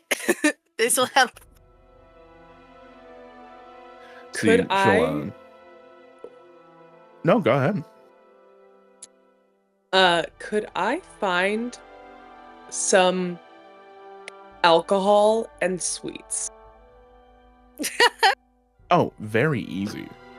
You can go talk On to a Big table. Hugh, who has both of those things in abundance. I replace not half, like a quarter of my food with sweets, and then just stock up on alcohol. And yeah, And just, yeah, dude. No, I have plans, you know? I feel like I'm going to get hit with Molotov cocktails soon. A very sweet one. Yep. It's going to be so sugary. It's going to be some Fruity Tooty Yum Yum and some Bernie Burn Hurt. Yeah, it's easy enough to do. They give you flagons of some nice, like, honey meads, some strawberry cordials, of the like. And you see Big Hugh, seeing that you're looking for sweets, gets in. And he has, like, this set of chocolate truffles that he's been holding on to for just the right occasion. And one of the children taken was actually one of his little hogs. So, if you don't mind, if you find them, go ahead and give Junior here a truffle from Dad. That way he knows he's coming home. You see Ash Kettle soften. And how tall is this?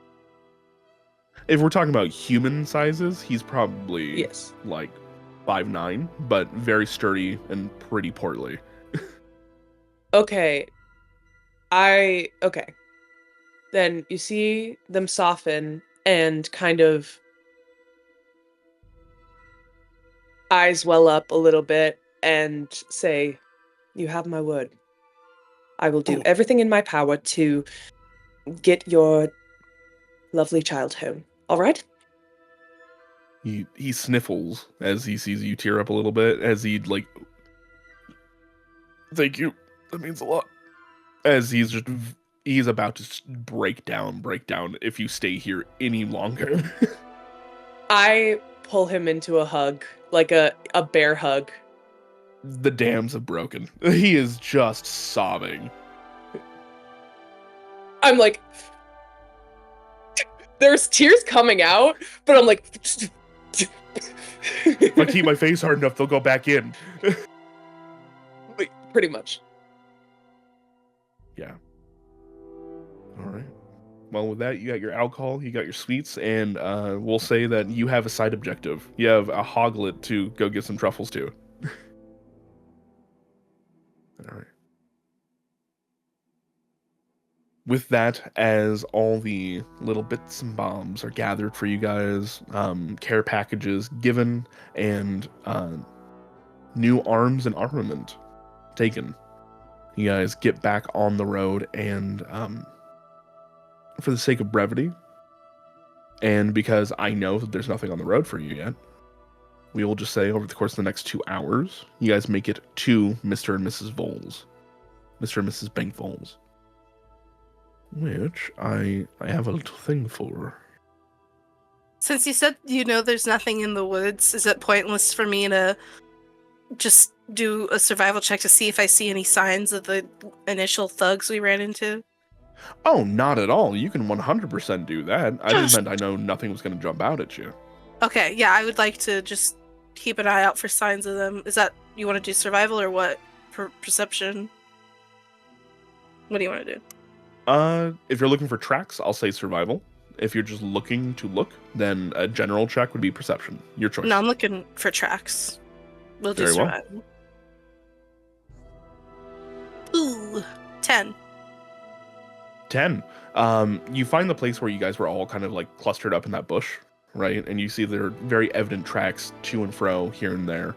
But they quickly fade out as they went literally as soon as you guys were out of sight. They seem to have gone the exact opposite direction as far as they could until they were off the Nice. road into the woods and just gone as far as you're considered.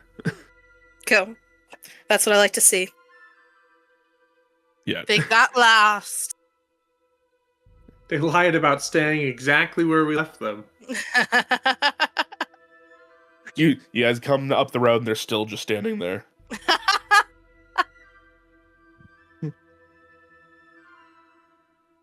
Good listening Excuse me. skills.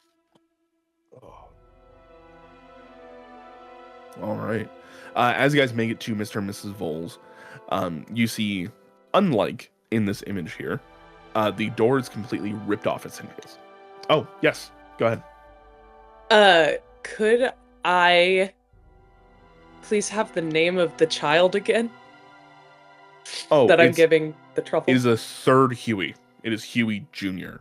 His Okay. kid. HJ or HJ. Yeah, HJ. Let's not do that one. Oh, I didn't even see. Woo! I walked right into that. We're gonna call him Huey Lewis in the news. That's gonna be little dude. It is Junior. Junior. Junior works. Good old Junior. On the way So. there, Flanders would have given Huey kind of a talk of like, this is heroes' work is men's work kind of thing, and like you're gonna see some things, and you're with friends. Just be prepared for the change you're about to experience, sort of thing. Flanders, I know that the world can be cruel, but it does not. It doesn't scare me. And I know that you run off into danger way too easily. I That's can why I always worry. count on you. Can always count on you to keep me in line. And honestly, Flanders, that's something that I'm gonna learn, to not run off into danger. So thank you for always being there for me, Flanders. They grow up so fast. A little tear, cartoonish tear that like hangs on the finger, sort of thing. Can I do an insight check to see if Huey's actually scared? Ooh. Yes, you can. Huey, you can go and give me persuasion, deception, performance, whatever you think is applicable. Do not tell me or any of us what skill you are rolling on. I So don't please even go know make if that he a has to private check. roll. Hey, two I nat got a ones can't 7. happen. Oh, do I have an advantage? Oh, certainly not. Yeah, I was like, no, I rolled a 7. There we go. Oh, ooh, ah. So what exactly was your question? Were you trying to insight to see if I was actually scared? Did I beat that? Maybe. Maybe. Yeah, I wanted to see if you were actually, because you said I'm not afraid, and I was like, are you actually scared? Huey is not scared. Okay, good to know. I'll say as we were journeying to here, I'll take, I'm really sorry, one more time. Can you remind me how to say it? Segas. I'm so sorry. You're good. You're good. I haven't been speaking much. I will have said on the way there, I'll be talking combat maneuvers and like different attack strategies with Segas on the way, kind of prepping for this encounter or what might be this encounter. And then as we're approaching, I'll say, hey, it's time to do what we've been practicing our whole lives here. Mm-hmm. I am gonna listen in on that, just as a note. I'll say, may your blade be sharp and your armor strong.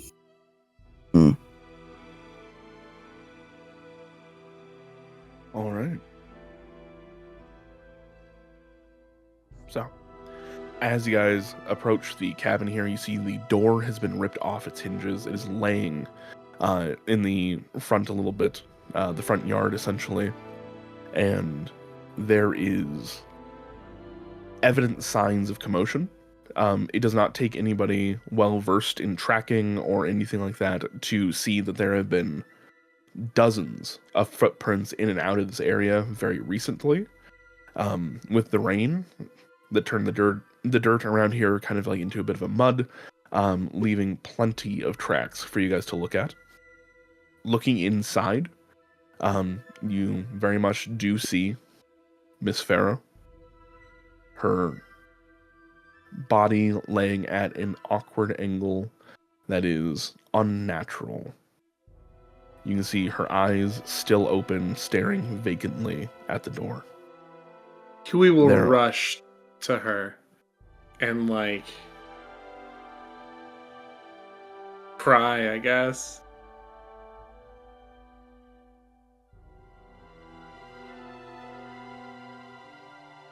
Okay. As you were crying over her, the rest of you guys see that there is ripped up chairs, tables. It looks like an entire table was picked up and slammed against Mrs. Bankville, and that is what ended her. As it is just splinters around her, and you can literally see where it is concaved her chest. You see May I- plus. Go ahead, please. May I do an investigation once you're finished, an investigation check to kind of assess what happened here, and like I understand what happened here, but any details I can glean from this. Yeah, no problem. Go ahead and roll that. I'm going to finish this up and then we'll tie into it. Sound good? Beautiful. Looking around, you guys see there are a plethora of what look like towels and little cloaks that have been left out next to a fire that is long since gone out. They look like they're in a bit of a semicircle, almost like you can tell where the Dubbins were sitting at one point in time. What you don't see is the Dubbins. You see signs of them, little cloaks left to dry next to the fire. You see bowls and plates and things like that left out as they were obviously eating from it at one point in time. Even bundles of flowers, which you know that they were sent to go get, because there was supposed to be a flower circlet contest at the festival as well. And Flanders, upon reaching this place, would have known that they would find dead bodies, because, you know, we were told as much. mhm. Has Flanders been to this place before? He's been fishing up here, but he actually stopped by this building. Oh, I'm sure. The Mr. Okay, and great. Mrs. Bankville love having guests. Okay, great. They're empty I- nesters, so anytime people walk by, they're just like the Abbey, they have an open door policy. I mean, if Flanders is in your neighborhood, he's going to be an uninvited guest anyway, so there was a high likelihood he's been here, but I still just wanted to make sure that this was a friendly spot. So, with some familiarity, he'll arrange, like, there's no time to be digging graves or anything. He intends to eventually transport them back to the Abbey for a proper burial, but he wants to, like, give them somewhere with some dignity to rest. So probably like set up their bed or something to eventually cover the bodies. You got it. While you're taking care of that, what'd you get? I got a 17, but could I ask, is there a proper burial technique or like just Ceremony. something that will, yeah, just like, you know, the Viking thing where they burn, you know, like, Sure. is there something that will we can do to respectfully put them to rest? So, Mossflower, the general area, they will normally bring the dead to Redwall, where they will be interred. even if you're not of Redwall, because it's such a common area that it's normally just like, all right, take them to Redwall. They will have them basically put together properly, and then that's where you go visit, right? As far as like woods folk that don't want to do that so much, a lot of times there will just be like personal burial plots. There are other churches and stuff throughout Mossflower Woods, but they are all fairly unused. So you could go bury them there, but for the most part, if you're not going to Redwall Abbey, it's at home. They have their own little plots outside in the back, and you'll have like generations of the same family that have been living on the same property forever and ever, and they don't even have half the graves marked because they just know where it is. Okay, I will relay that to the group and say, what do you think we should do? I'll ask Flanders. You've been here before? Do you know if they've had a family burial here, or what would they like best? Here, you guys can see Flanders' age a little more clearly. The way his pelt hangs on his bones seem a little more heavy here, as he's trying to keep his jovial self presenting and is losing that battle. I intend to bring her back to her husband. They have a family site in Redwall. That's where she belongs, but I know she'd be wanting to have one last sleep in her bedside here while we go find the Dubbins. There's just not enough time. I really wish there was. There's a little, like, tremble in his voice at the end there as he kind of, like, drapes a blanket over her body and tries to usher her towards her chambers. I take 2 coins if I have them, and I lay them over her eyes. Sick. Yeah, I'll say it. As Flanders is saying that, I start helping prepare the beds. You got it. Ash Kettle. You got a 17 before for investigation? Mhm. All right. Taking a step back and looking at everything that has happened here, as being a conscientious observer in the past, you have seen war and the ramifications of it. So, taking a moment and breathing this in, you can almost see step for step where Bileclaw entered this place. You can see the claw marks on the door frame where he had to stoop down to actually fit his bulk in here. You can see where... Oh, thank you, Cody. You can see where a table had been lifted, because the only thing that is not around Mrs. Bankful is the crushed table leg where it apparently came undone and he dropped it. You can also see the scattering of smaller muddy footprints in throughout here, as you realize there had to have been a whole band of bandits that had been in here at one point in time. The Vixen and the Wolverine were alone. They had a plethora of other bandits with them,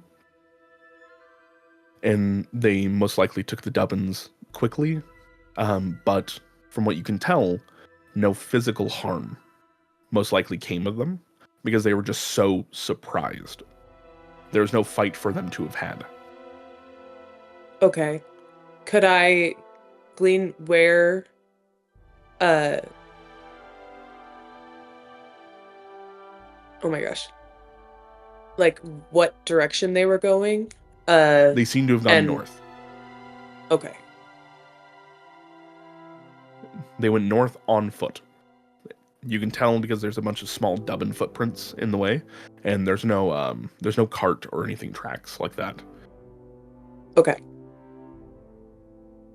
So, that coming to your mind, though, you do know directly north of you guys is a river. Meaning, there's a possibility of losing tracks there.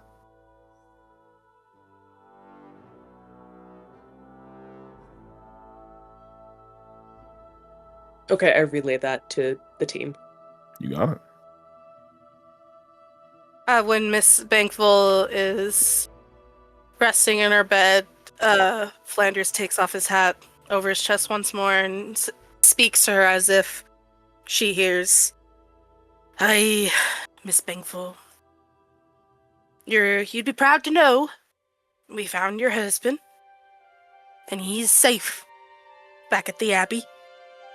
It's thanks to him that we're gonna be able to go find the Dobbins and bring them back in time for this gnarly carp that I caught this morning. You would have probably laughed so hard if you saw the absolute joke of a fish I caught today. But I promise you, I'll come back for you and we'll bring you home and I'll visit you all the time. But I just have to say, mate, I'm gonna miss the tea you used to make me.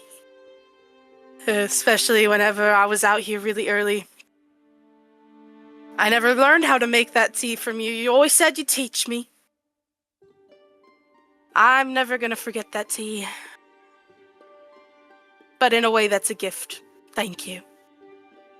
I'll never forget you either. And after he said his piece, he'll close the door to the room, give her some privacy.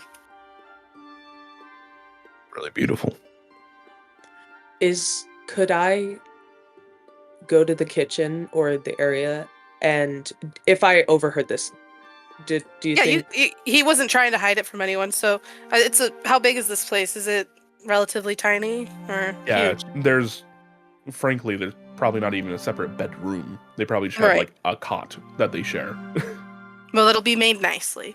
And he wasn't trying to hide that conversation. Okay, I'm gonna try and do this without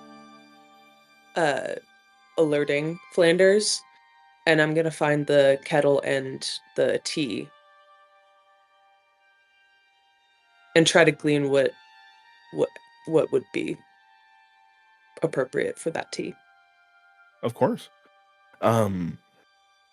Looking for the actual like leaves themselves, you find a small container that has dried leaves. You take a moment, you kind of like crack it open. It has this almost nutty and cinnamon aroma to it.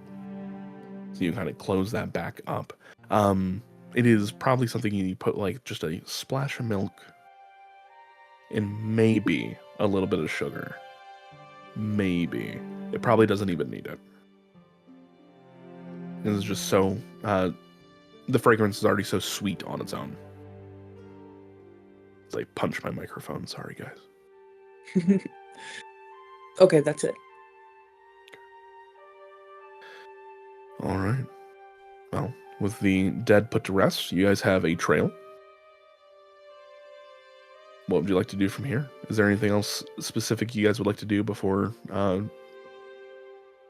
disembarking and going on? Does it look like any children's toys were left behind?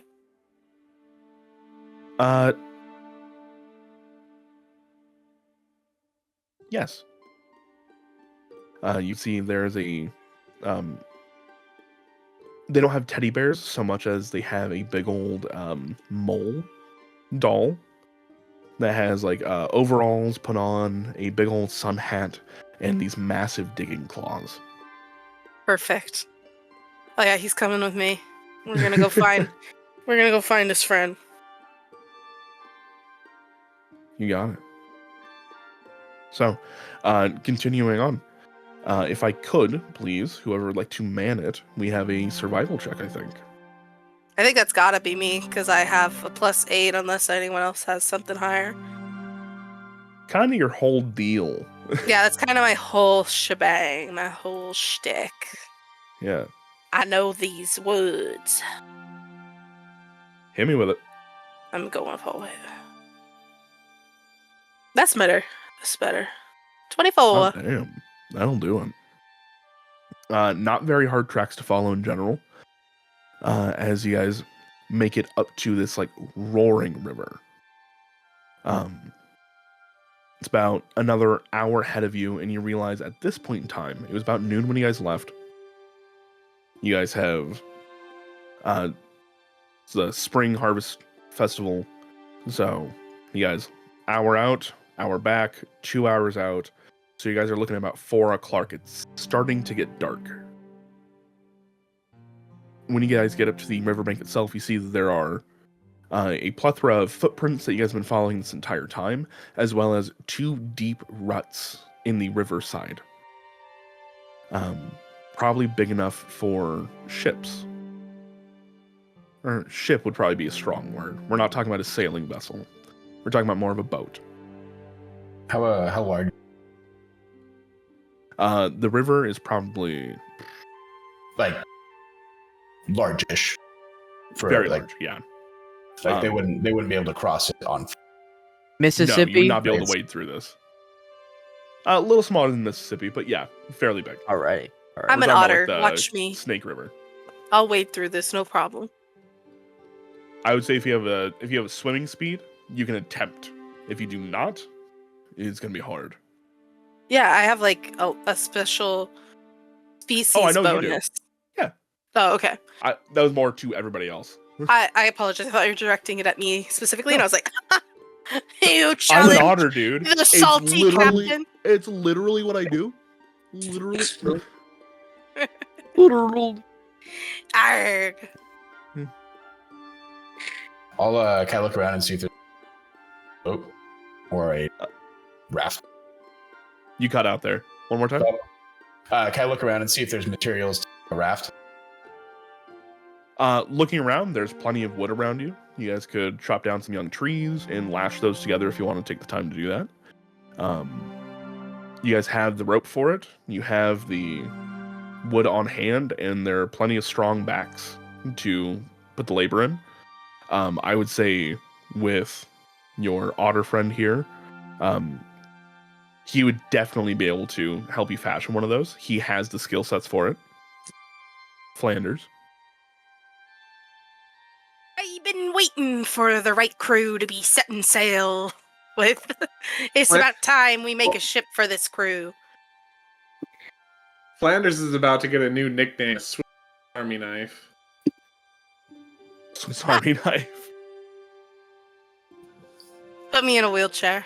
Say, yes, I'm no good in the water, so I'll need something to stay afloat.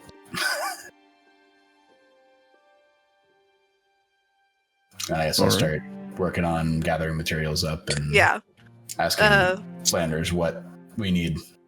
Flanders, the salty sea dog that he is, will start barking orders.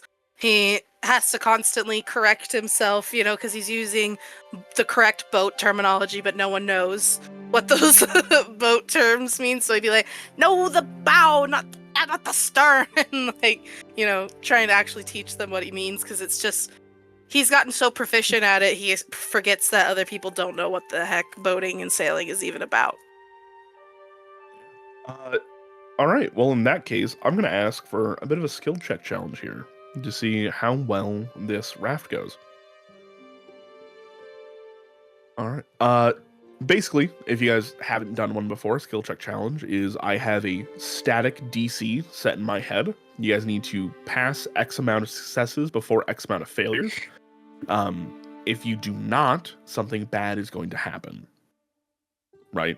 In this case, you might lose some time. You guys might think that the raft is good, wind up halfway through the river, and then it starts to sink. Who knows? I'll make it up on the spot because it's what I do. But if you guys succeed as a group, then everything's golden. You're kosher. It's going to get all the way across. It's going to be great. So, basically, I'm going to go around the table. I'm going to ask you guys what you're doing to help build this raft. And try your best not to repeat skills. All right. So, with that, as you guys start to gather materials and put everything together, I'm going to start with Sam or Sagus. What are you bringing to bear? Large. Will this raft have a sail of some sort? Or are we using oars? I like the sail idea. You muted And I there. asked, I'm- it's a river, so it only flows one direction, right? Does Sure. shipcraft exist that in this realm well enough to go upstream a river? You know that there's a water shrew tribe called the Logalogs. That's literally all they do is sail the river. They don't even wind up going out to sea. So, Based on the tracks, do I suspect that they went? We need to decide which way we're going to go before we just really decide what this oh, holy crap. ship will look like. Thank you, Dungeon Scrawlers, for the raid. 25 viewers. Holy crap. Hi. Welcome. We're playing a Redwall game. And they're trying to figure out how to build a raft to go across a river. Oh, we're just going across?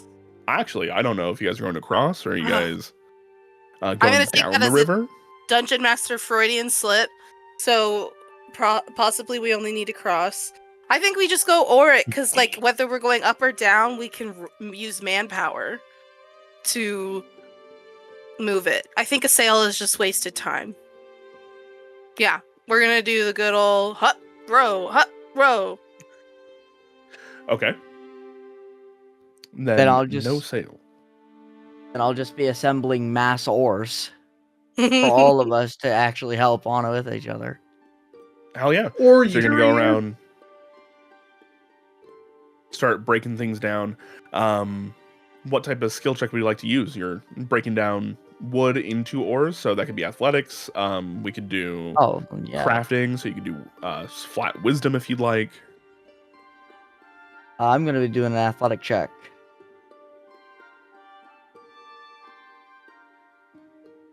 Let's see.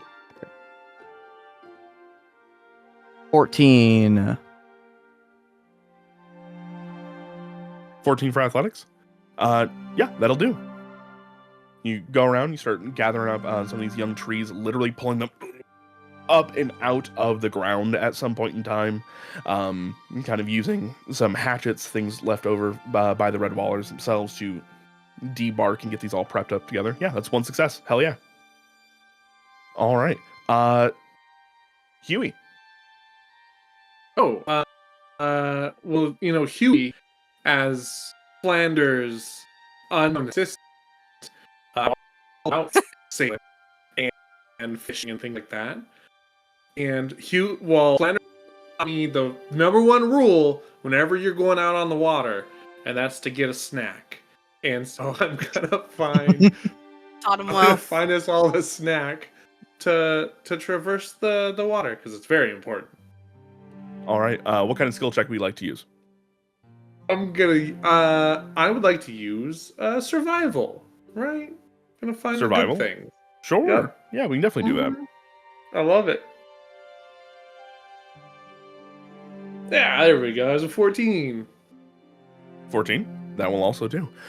You go start to scavenge. You find some nice chestnuts throughout the area, as well as some basically snowberries. Bring those together. And you've essentially crafted everybody a nice little trail mix for the road. Boom. Huey for the win. Hell yeah. All right. Ash Kettle. I am going to attempt to find proper branches by traversing the trees upwards and try to use my acrobatics, my dexterous. I could also do perception if that's better. No. Well, I'll take acrobatics. That sounds cool as hell. Yeah. Okay. Oh, I need to get used to rolling on here. You'll get there. Don't worry. You're doing great. The suspense. So that's a natural 2 for a total of... Oh, okay, 8. I have really 8. good acrobatics, but... That will unfortunately be a failure. As you're jumping from tree tree branch to tree branch, trying to look for all the bits and bobs that you need. You do unfortunately slip, and there's a bit of a tumble. You almost impale yourself on a couple of branches on the way down. Luckily, you don't take any damage, but you certainly are a little bit shaken up. And yep, exactly. I feel like I'm in the middle of picking berries when you like slip down. I'm like, oh, hey, cattle. Tip up a lip. I bit my lip. I bit my lip. It hurts. I It said hurts really Stiff bad. upper lip. Oh, stiff upper upper lip. lip. Fuck. That's No, a I British. actually cursed. Ooh. I've been trying so hard. Trying so Wait, hard. I haven't yet? I'm sure I would Ah. have done by now. I'm sorry to the wider community. All right, stiff upper lip and all that. Well, that will be considered one failure. I said fuck and we lost 30 viewers. That, Not a fan. You did it again! they dipped. They're gone. All right. No. Unfortunately, one fail. With that, let's go ahead and go to Gron. I'm going to look around and see if I can find anything that'll help bind everything together a little bit more and fill in gaps. It's like a malleable substance or whatever, like clay type thing around the beach. Sure. I like that a lot. Go ahead and give me a nature check. Unless there's another check you'd prefer. Investigation instead, so I can do a nature Investigation check would on also my work. That works.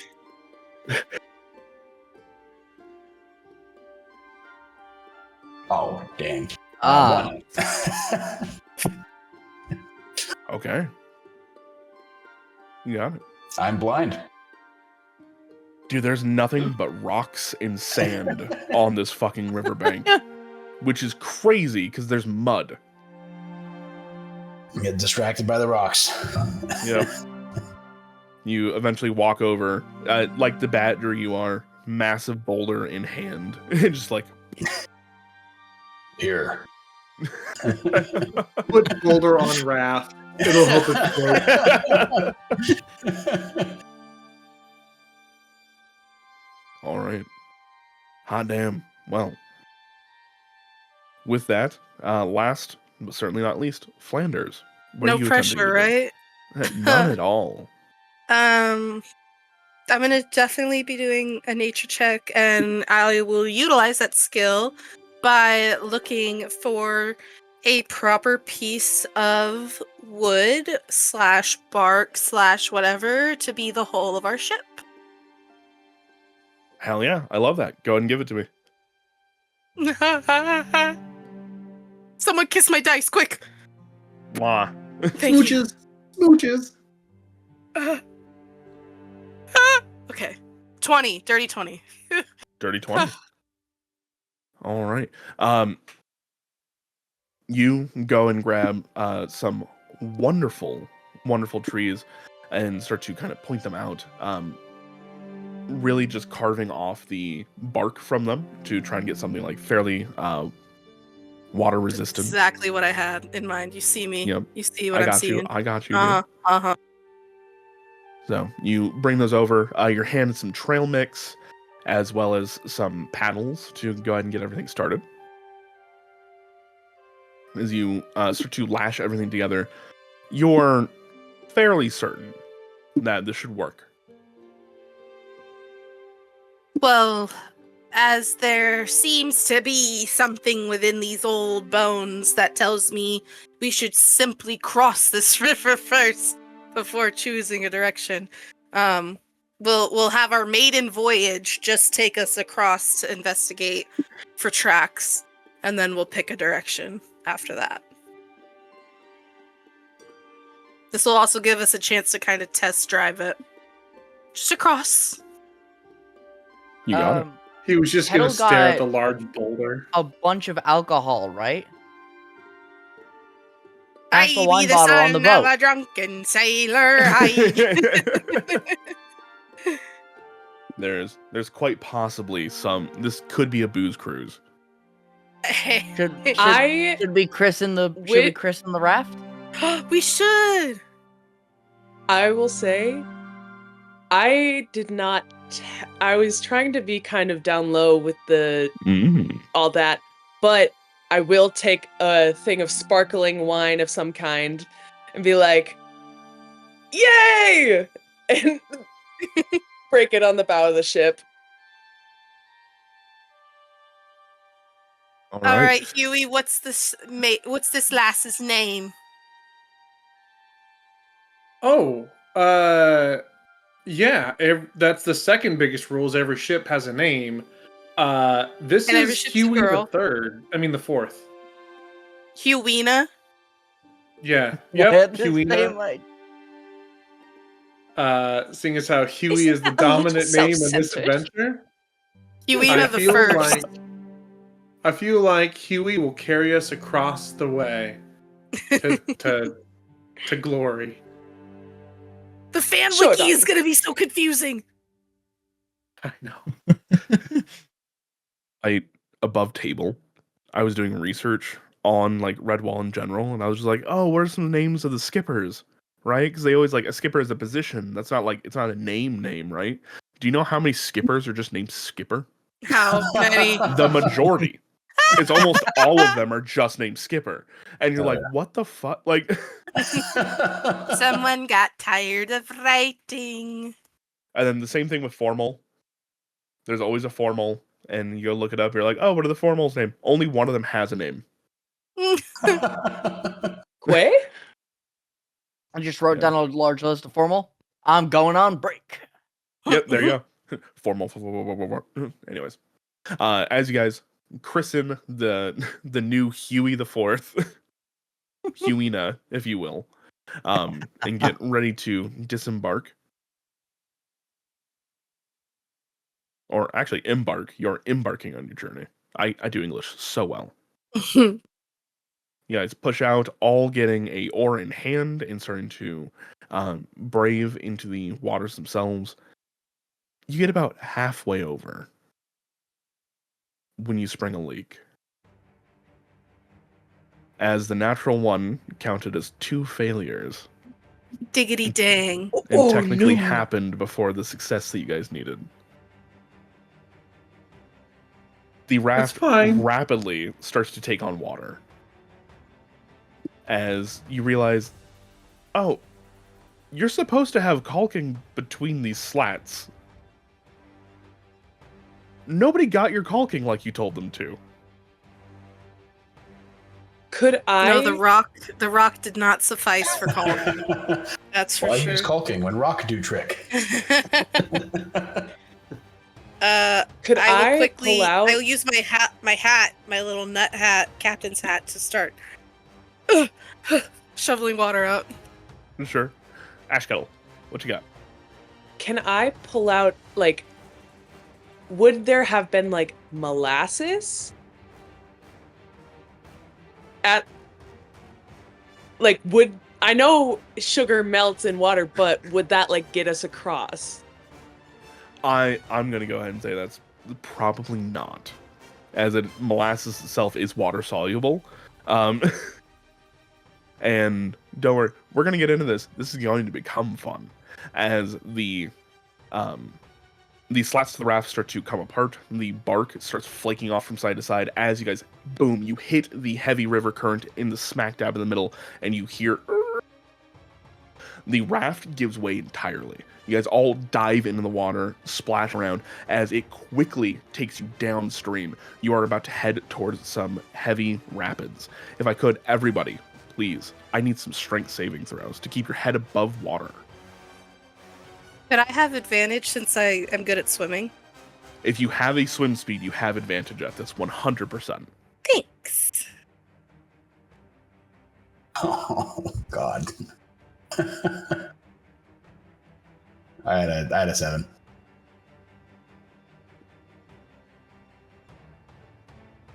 Oh, 2 nat 20s. 2 nat 20s. 2 nat 20s? Oh my Yeah. gosh. Oh, This 16. is I got a 15 total. 15 total. All right. So anybody that did not get 13 or above, you are going to, your head is going to dip below water and you're going to be considered drowning. Yay! As you dip over the edge here into the white water, you start to get slammed around by the rocks.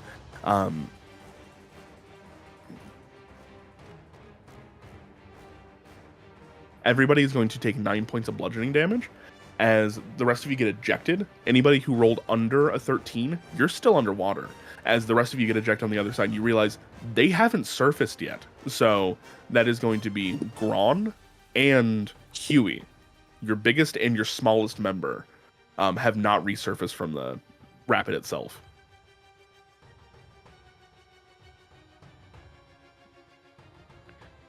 May I try to kind of instinctually grab Huey? I assume I would be kind of protective and keeping an eye, so I kind of try to grab him by the scruff again. Sure, 100%. Huey, can you go ahead and give me a strength saving throw at advantage because you're not being helped?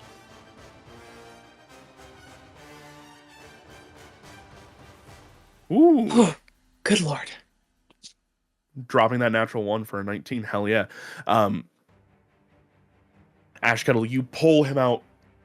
He is sopping wet, but he is up above water. I pull him in close and say, "Don't scare me like that." It's just. Oh man! All the Where's my snacks got sword? wet.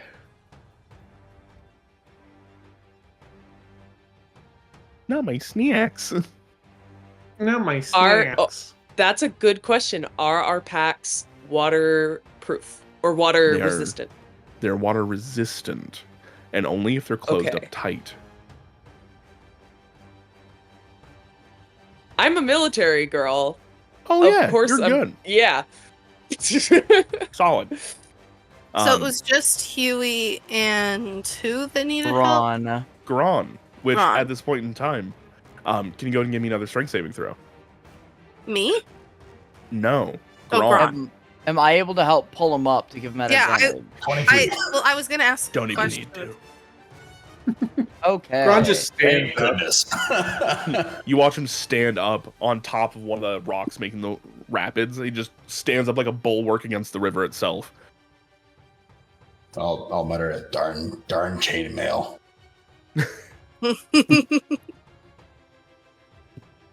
As you all, I'm assuming, do your best to try and swim towards the bank. You're about halfway over. Which side of the bank are you trying to get to? North or south? Not the one we came from. We're gonna finish crossing the Yeah. river, Yeah. North it is. and I will stay underwater quite a bit to see if anyone gets dragged under, to be prepared to help them. Oh yeah. You're holding your action for a help action. Love it. Well, I mean, I have Go for the bonus action of help anyways. Oh yeah, you do as an Yeah, expert. that's Fuck what I was yeah, gonna say man. earlier. I could have helped Gron, but he stood up. We're doing. I didn't want us to drop into a full blown initiative for this It's and be like, all right, everybody, go and roll some dice. all good. So Like I I was said, doing a he little stood up, loosey goosey. so it all worked out. Yeah. Yeah, I am ready, prepared to help, and I'm in my element right now. 100%. If I could, go and get athletics checks from everybody. If you're wearing heavy armor like chainmail, this will be at disadvantage. And I assume If you I'm have a still swim at speed, advantage. you have advantage. Oh. God damn, Gron! Give me a second. Give me a DC Is it 13 athletics? for the record. Yep. I pass. Leather armor or not? Oh, I think I'm good. Leather armor's fine. You're good. I think I'm good. Okay. That's 26. Fuck. So I think I natural got it. 24 to 26. Yeah, you're good. Yes. I think I got it. I think I was good too. I lost where the exact ones were. You are. Oh, you're fine. You're fine. You're at, Okay. you're at 22. You're plenty good. Oh, okay, thank you. Huey, what happened? Mystery. Huh? What? What happened? You're making a face like Again. something happened. Fine. Nothing happened. Don't worry about it. Yeah, fine. I got a dirty 20, by the way. Hell yeah. I will say, Huey, not fine. Yeah. Not I good. didn't think so. You can go ahead and use your held bonus action, or held action, I guess in this case, to go and give him the assistance. Huey, we're going to go ahead and use the first roll from the disadvantage roll, which is going to be a 13 plus your athletics. So that what makes it a what total? 17. Hell yeah! All right, DC 13. You got it. No problem. So, Flanders, how do you help Huey? Well, like I said, he's keeping an eye on everyone's little legs as they doggy paddle through the river, and this is literally just another side of the world for him. So, when he notices Huey start to struggle, he just comes up right underneath him and acts as like a little floating log to help get him the rest of the way over. You got it. Floating log. Well, yeah, because he's an otter, so just a big. We call Carlos the ancient eldritch beast I showed earlier, the Chihuahua.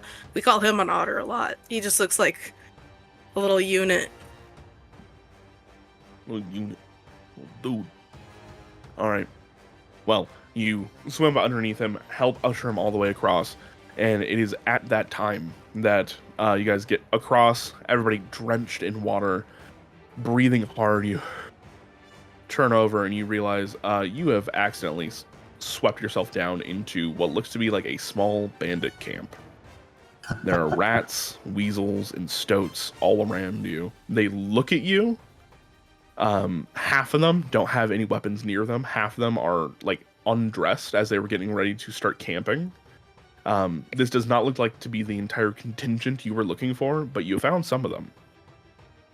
As one very large stoat, well, looky what washed up. And we're going to go ahead and end it there for today's first session. Love me a cliffhanger. Not a cliffhanger. Not a cliffhanger. There is so much No. going on in my brain. I had plans formulated. I like how we've been swept away to exactly where we want to be. Oh darn! Oh, I Oh, promise you it's no. not exactly where you want to be. I think we might have had a chance to, stealth upon this. That's funny. What I would like to say, though, is everybody go ahead and take a point of inspiration for non-violently dealing with the two thugs in the beginning of the session. That is very in step with Redwall, and I liked that a lot. How do We you had to keep do that? reminding ourselves, so I feel like we definitely earned that inspo. I was inspired that we did not draw blood. Sam, it's I was shocked. under- I didn't immediately go brawling. Yeah. Sam, MVP, Sam. I was able to control myself for more than 5 minutes. That's all Let's we go. ask. That's all we ask. Until we don't need you to control yourself anymore, then go ham. And then I can become the Viet Cong in Vietnam. Whoa. Coming soon. Yo, Coming very Well, soon, yes. hopefully. So the inspiration is just the top right on the character sheet. Yeah, you just Okay, go ahead and cool. click that. Basically, it allows you to re-roll a d20. I will also allow you to make me re-roll a d20 if I'm playing like one of the NPCs, and you're like, I'm like, I got a natural 20. You can be like, no, No. re-roll. Here's Okay. again. I think Not that'll allowed. be a wee will. I think you're banned from that decision. But it's just that weird light thing in the top right on the character sheet. Yeah. Next year level. Nice. Oh no, Kettle, is your I've been pocket busy. watch gonna be okay? Yes. Ooh. Of course. Cool. Of course. I know. I do it. So we all got a golden star today. Yeah, y'all get a good noodle star. Also, Good. if you haven't already, go follow Dungeon Scrawlers. They're very nice and give us a big old raid. Thank you And for the we raid. are going to piggyback off that, and we will go raid Blackwater D&D, as they are somewhat friends of the channel. So I say somewhat friends. We know of them. I don't think they know of us. We like them. Yes. They go way back. And by way back, I mean I've been binging their series. So Nice. highly recommend. They're great. But yeah, thank you guys so much for joining me for episode 1. And I'm going to go ahead and send that right out. So toodaloo. Back next week, same bat time, same bat channel. Hopefully. Shut up, Bye. Mikey. Are you making fun of me? Okay, Mikey. I- Special request: No. wear the black shirt next time. I need the head. I need the floating head. Oh, I need. hey, the thank you, floating head. Swift, for the follow. Thank you for the follow. You know how Oh, kids someone I said need I'm to gonna tune in Subway for the Surfers next on week. their I'm not stream, following for no right? cliffhanger. I need to get color gels so that I can do silly things with like my light. Yeah, so like you know how like kids these days they've got their Subway Surfers. Yeah, Mikey is my Subway Surfer. What a sentence. Uh huh.